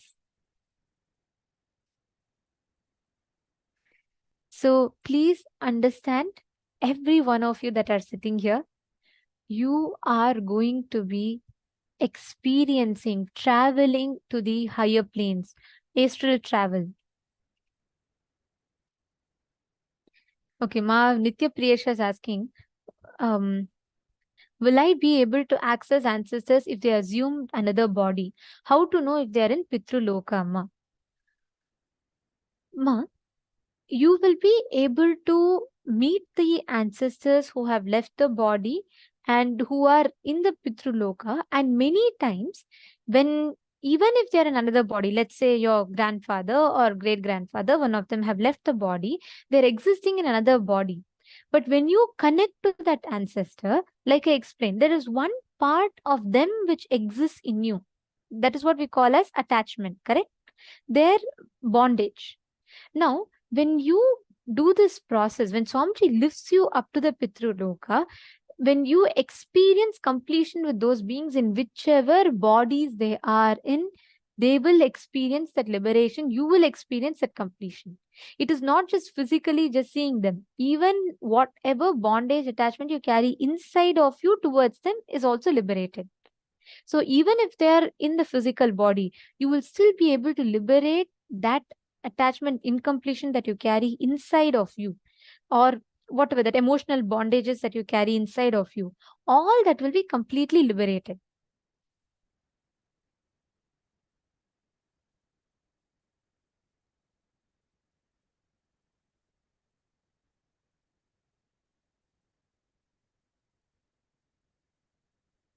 Wonderful. Okay, Ma. And a lot of you are having questions. You all can post. Any of you having question can ask. All of you would be able to, whoever wants to offer this will be able to offer it. Actually, now this upcoming Amavasya, we are having a special Maheshwara Puja where Swamiji will be blessing the departed souls and liberating them. So whoever wants to offer Maheshwara Puja, you can sign up. The link is projected for all of you. I'm just going to take you all through how to sign up. And the moment you sign up, our team would reach out to you and help you with the processes. It can be anyone, but this, like as Swamiji had mentioned, this should not be offered to anyone that is living in the body. If you want to offer to yourself, that is okay, but you cannot offer it to someone who's alive. You can only offer it to someone who has left the body. So if any one of you have some near and dear one who had passed away, it can be recently or it can be even few years before. If you are wanting to offer Maheshwara Puja for them, you can go ahead and you can offer. We'll actually show you how to do this offering. You all can go to the page events.kailasa.org/payment. Our support desk team will be posting this link to all of you.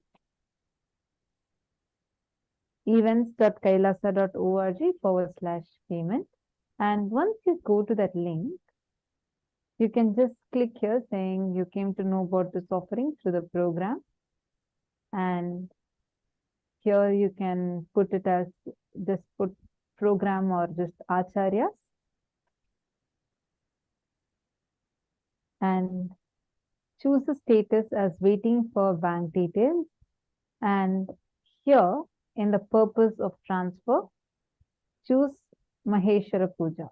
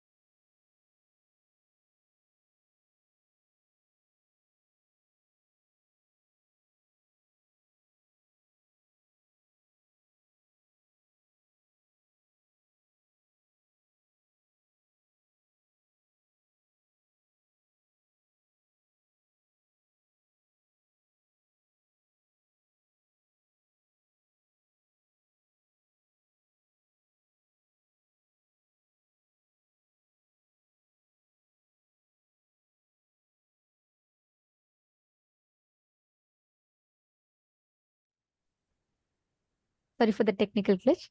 So Maheshwara Puja and today's initiation are two different things, just to clarify, because some of you are asking.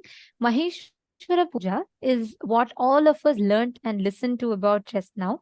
Maheshwara Puja is a ritual through which Swamiji is going to be liberating all your ancestors, anyone that you offer for. And this Maheshwara Puja will be happening during this program on the next upcoming every Amavasya and every Paurnami. There is Maheshwara Puja. The next Maheshwara Puja will be happening on the 16th of August. In 10 days from now, the next Maheshwara Puja will be happening.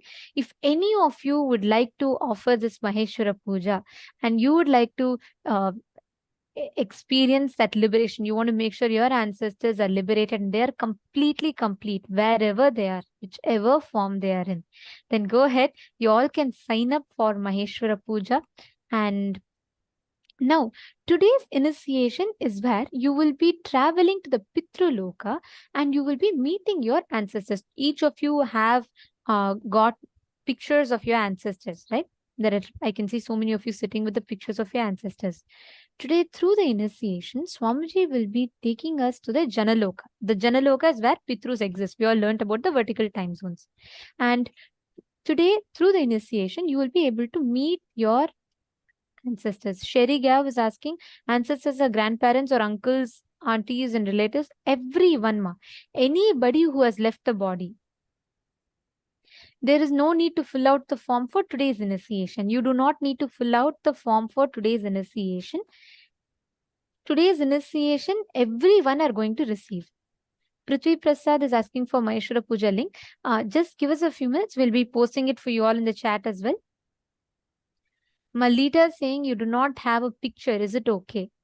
Yes, preferably it is good to have the pictures of your ancestors. If you do not have, it is Okay, Swamiji had previously told you can even put the names of your ancestors and Swamiji will make you liberate them also. Ma Tanja Devarne is asking, could it be the sister who left the body? Yes, even the sister, anybody who is not in the body, you will be able to meet them. Your relatives, any of your relatives who is not in the body, you will be able to meet them. Do the bondages refer to only negative attachments to our ancestors, Ma? Or does it refer to liberating us from any attachment with departed loved ones, please? Malita Seg is asking this question. Ma, Swamiji defines very beautifully. Attachment is, there's no good or bad, there's no negative or positive. All incompletion, all whatever we understand as our emotional bondage, our, we miss someone, we cannot be without someone, we cannot miss, we really miss someone. All of that is also attachment only. Any form of bondage which is affecting you and the other person will be completely liberated. Many times we carry painful memories, or many times we carry happy memories about the other person, which makes us feel bad. Right? You'll keep remembering those memories and you'll feel bad that you're missing that person, you're not having them anymore around you. That is also an attachment. Both are liberated.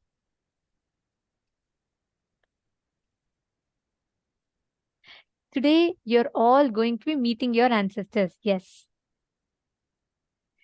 And all of you, I request every one of you to put the pictures in such a way that your photos along with you are visible in the camera for Swamiji.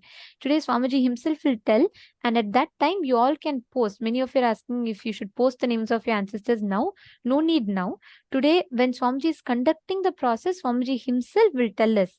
At that time, you all can post the names. Swamiji will himself lift us to the Janaloka, the Pitraloka, where you will be meeting your ancestors. Prithvi Prasad is asking, how can I complete with someone who's alive? If they're alive, you don't need to put the pictures now. Today is only for the departed souls. See, for the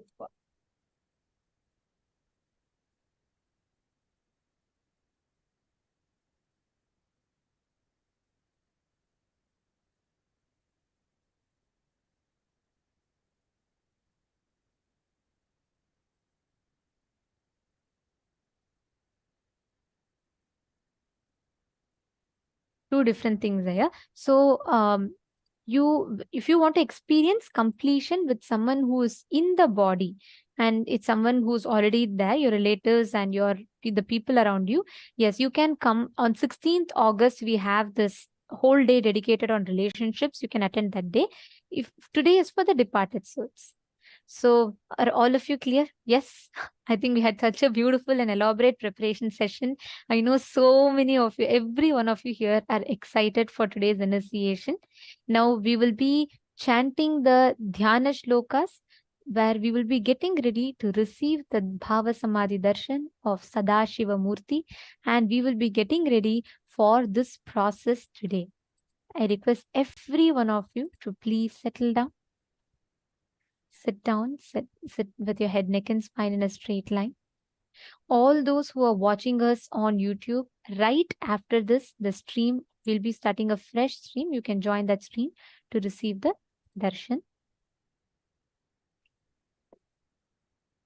We will now be chanting the Dhyana Shloka of Sadashiva Murti.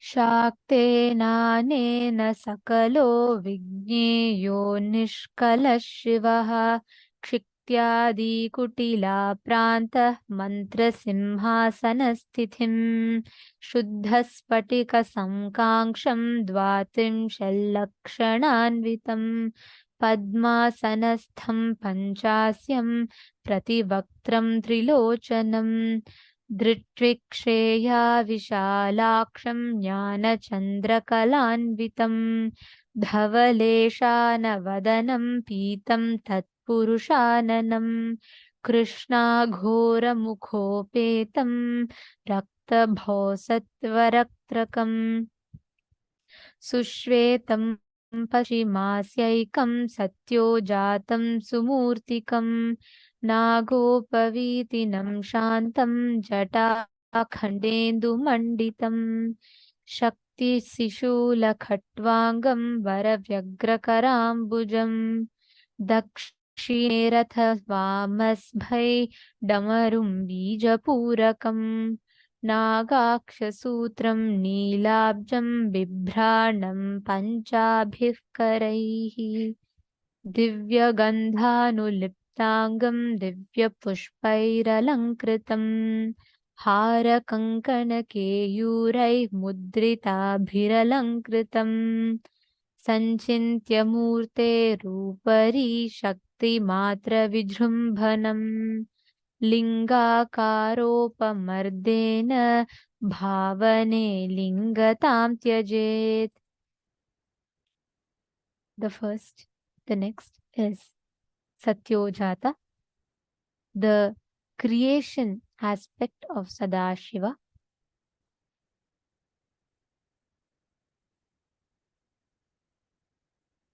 Dendushankaspatikabhabhaso Vedakshamaala Varadabhayankah Trayakshaschaturvaktramuruprabhavaha Satyodhijato Vatumam Pratichyam.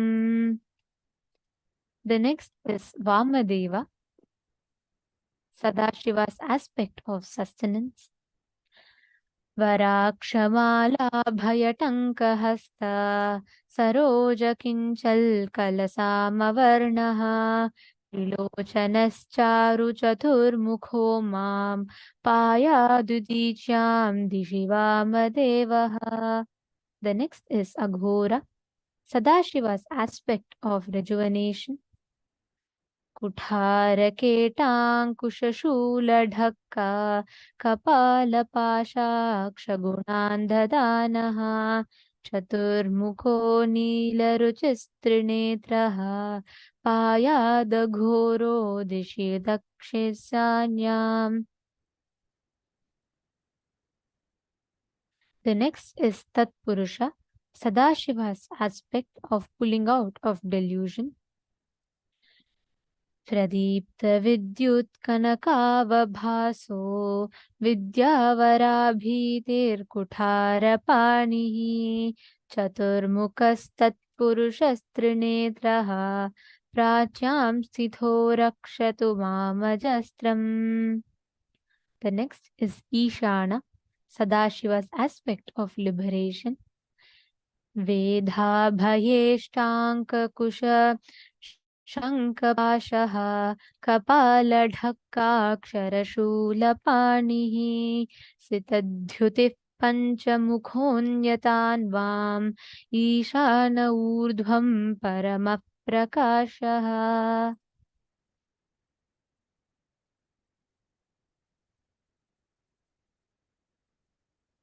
Now, let us all get ready to receive initiation. Today, every one of us are going to be showered with Sadashiva, the darshan of Sadashiva Murti. And Swamiji is going to be taking us through a very, very powerful astral travel experience.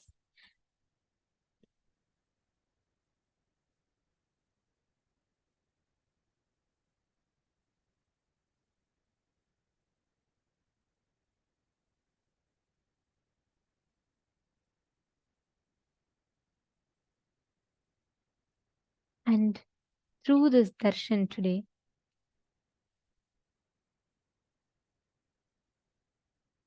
every one of us are going to be transversed, literally physically transported to the Pitraloka.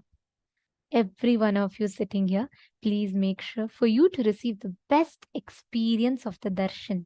Make sure you are in the camera, and also make sure the pictures of your ancestors, the Pitrus, are shown in the camera.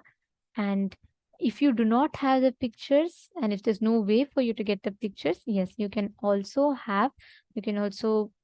show the post the names, and Swamiji himself will tell, and Swamiji will be taking all of us through this very powerful initiation. And all those who are asking for Maheshwara Puja, you shall receive the link in the chat itself. And every one of you that are sitting here today, during the darshan, just sit You just need to be available. That's all. We all learnt about the science of parallel universes, vertical time zones.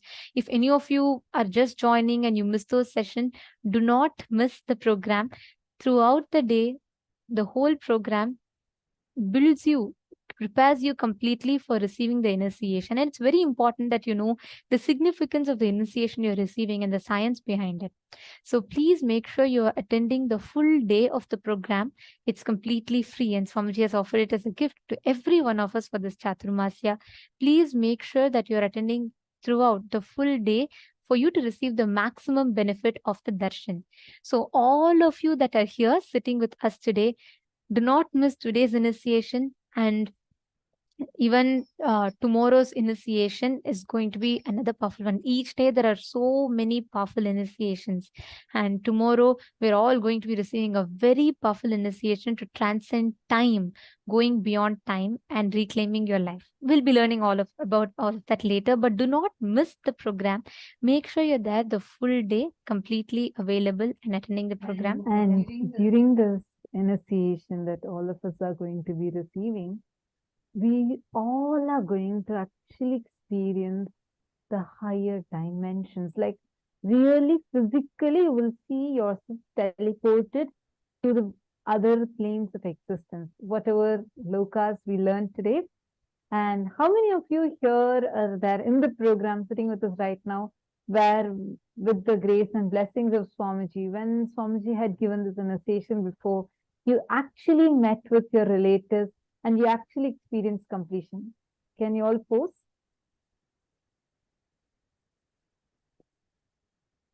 Request all of you to post it in the chat.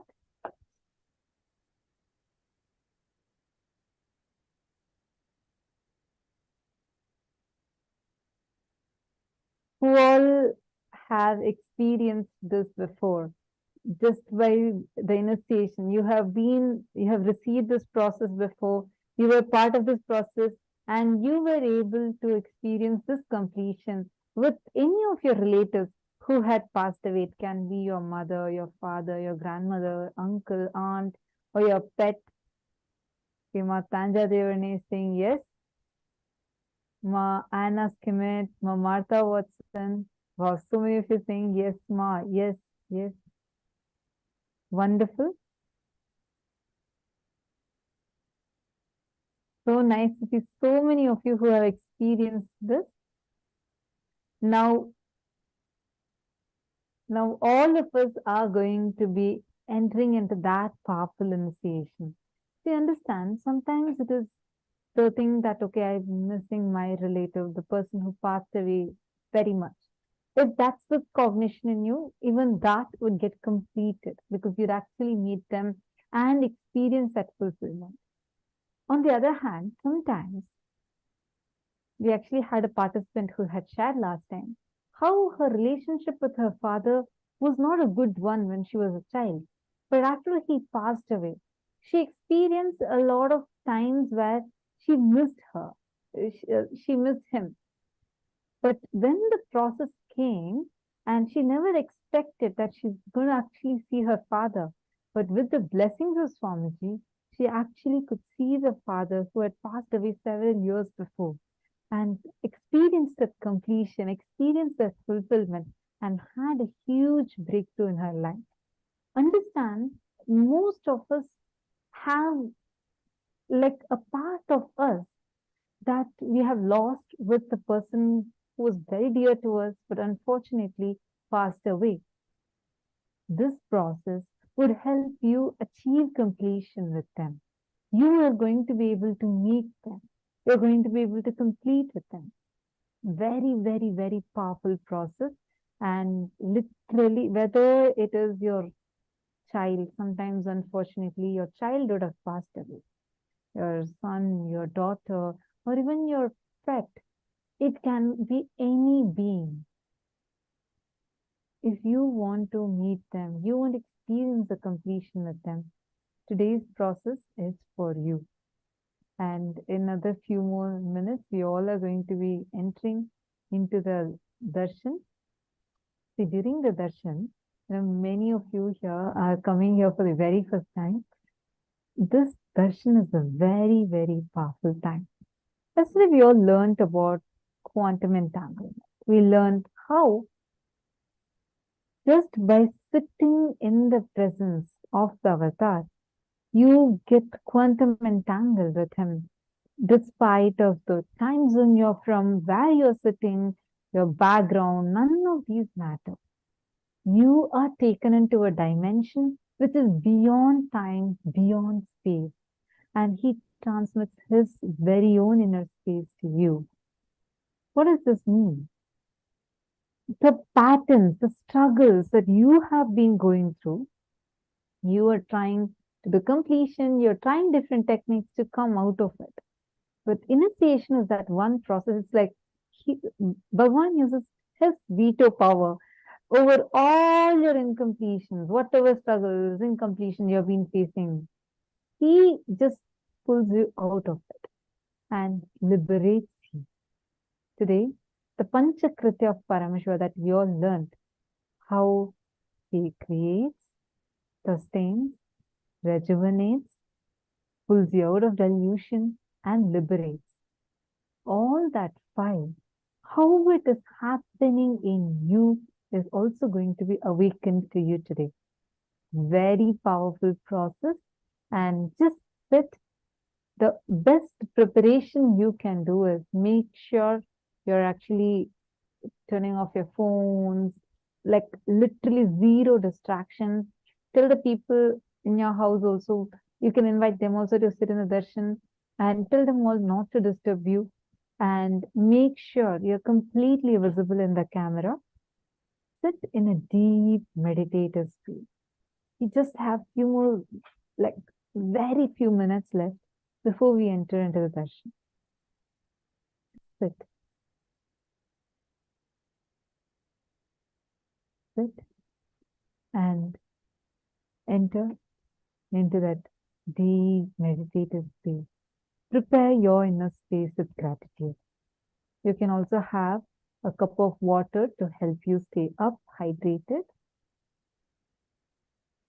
And make sure the picture of the deceased person, meaning the person who has left their body, who has passed away, and who you want to meet. Make sure that picture is also there in the camera.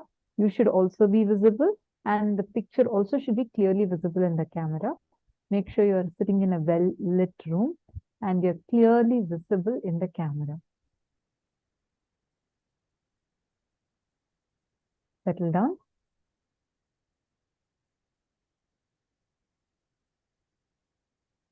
As all of us get ready for the darshan, I request every one of you to take a few minutes, check around you, look around you, make sure that you're visible in the camera, make sure that any of your friends, family members who are not yet here, quick, we have just a few minutes and you can reach out to them and please bring them, let them have them also join, and please make sure they're not missing out any of your lunch. And I see so many Chinese participants are already posting. Please do not post now. Malisha Chen, Masiavu, Manita Malhotra. There's a lot of you who are posting the names of the ancestors now. Please do not post now. You can post when Swamiji comes. When Swamiji comes, Swamiji himself will tell at that time, please post. Do not post the names of your ancestors right now. And Ma Sheri Gya was asking, even if I feel complete with them, and should I not bother them? If you would like to meet them, you can meet them. See, this will not bother them. First of all, because now Swamiji is conducting the process. In first thing, that is the see, normally if you use another medium or if you go through somewhere, even if you're complete or incomplete, it will disturb the being, that soul. Here, because an avatar, Paramashiva is directly doing it. Swamiji himself is conducting the process. You will need to know, even if they are complete, you will experience more completion. You will never, that being will not get disturbed at all. And plus, you will experience more completion and more breakthroughs if you do it. So don't worry about that part. Now, if you want to meet anyone, you can meet them. So it doesn't matter. So to the participants who want to offer the Maheshwara Puja, I request all of you to go to the link at events www.kailasa.org/payment. And there you can go and choose the purpose of your transfer. I'm going to be showing this to all of you. You all can go to the link.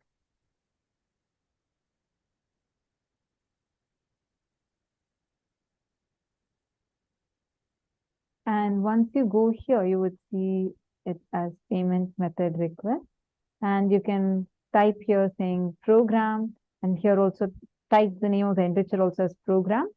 And you can choose the status as waiting for bank details and choose the purpose of transfer as other. And in the option saying if other, type it as Maheshwara Puja.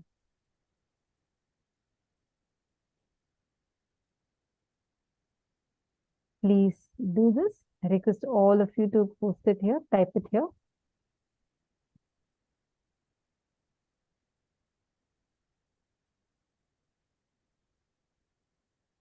You can fill the rest of the form, and our support desk team would be guiding all of you. And from there, you all can fill the rest of the form, and you can sign up like this. Our team would reach out to you and help you to make the payment immediately and assist you to offer the Maheshwara Puja. This can only be offered for the people that have left the body. You cannot offer Maheshwara Puja to anyone that is still alive. And if you want to offer for yourself, that is perfectly fine. But apart from yourself, you cannot offer to anyone that is still alive. And now, let us all get ready for the most awaited. This is one of the most awaited, most enjoyed initiations. And here we have Swamiji, who is yet again going to take all of us through this very, very powerful process of astral travel. And all the viewers that are watching us on YouTube and Facebook, just a gentle reminder, right after this, the stream will be ending and you can refresh the page and you will be watching the live stream of the darshan. Now, let us all get ready to receive the darshan of Bhagavan Sadashiva Murti, and let us all get ready to travel to the parallel universes.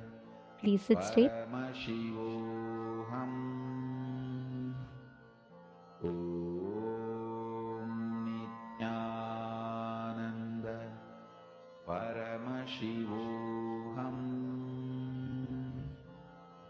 Om Nithyananda Paramashivoham. Om Nithyananda Paramashivoham. Om Nithyananda Paramashivoham.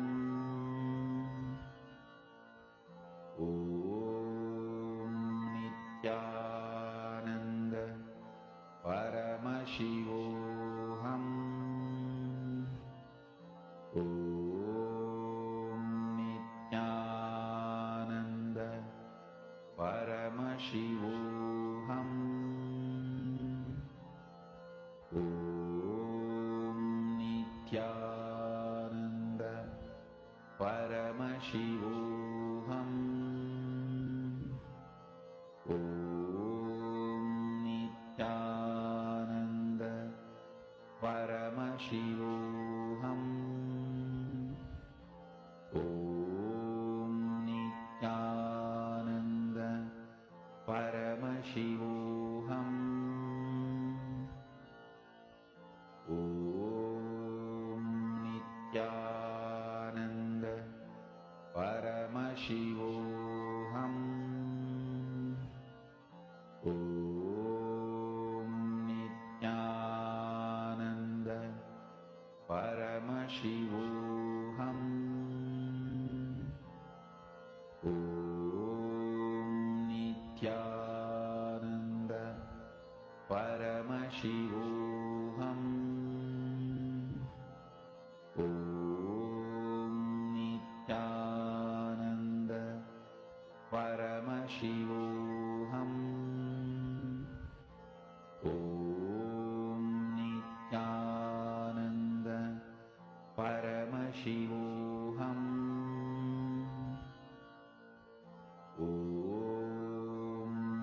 Nithyananda Paramashivoham.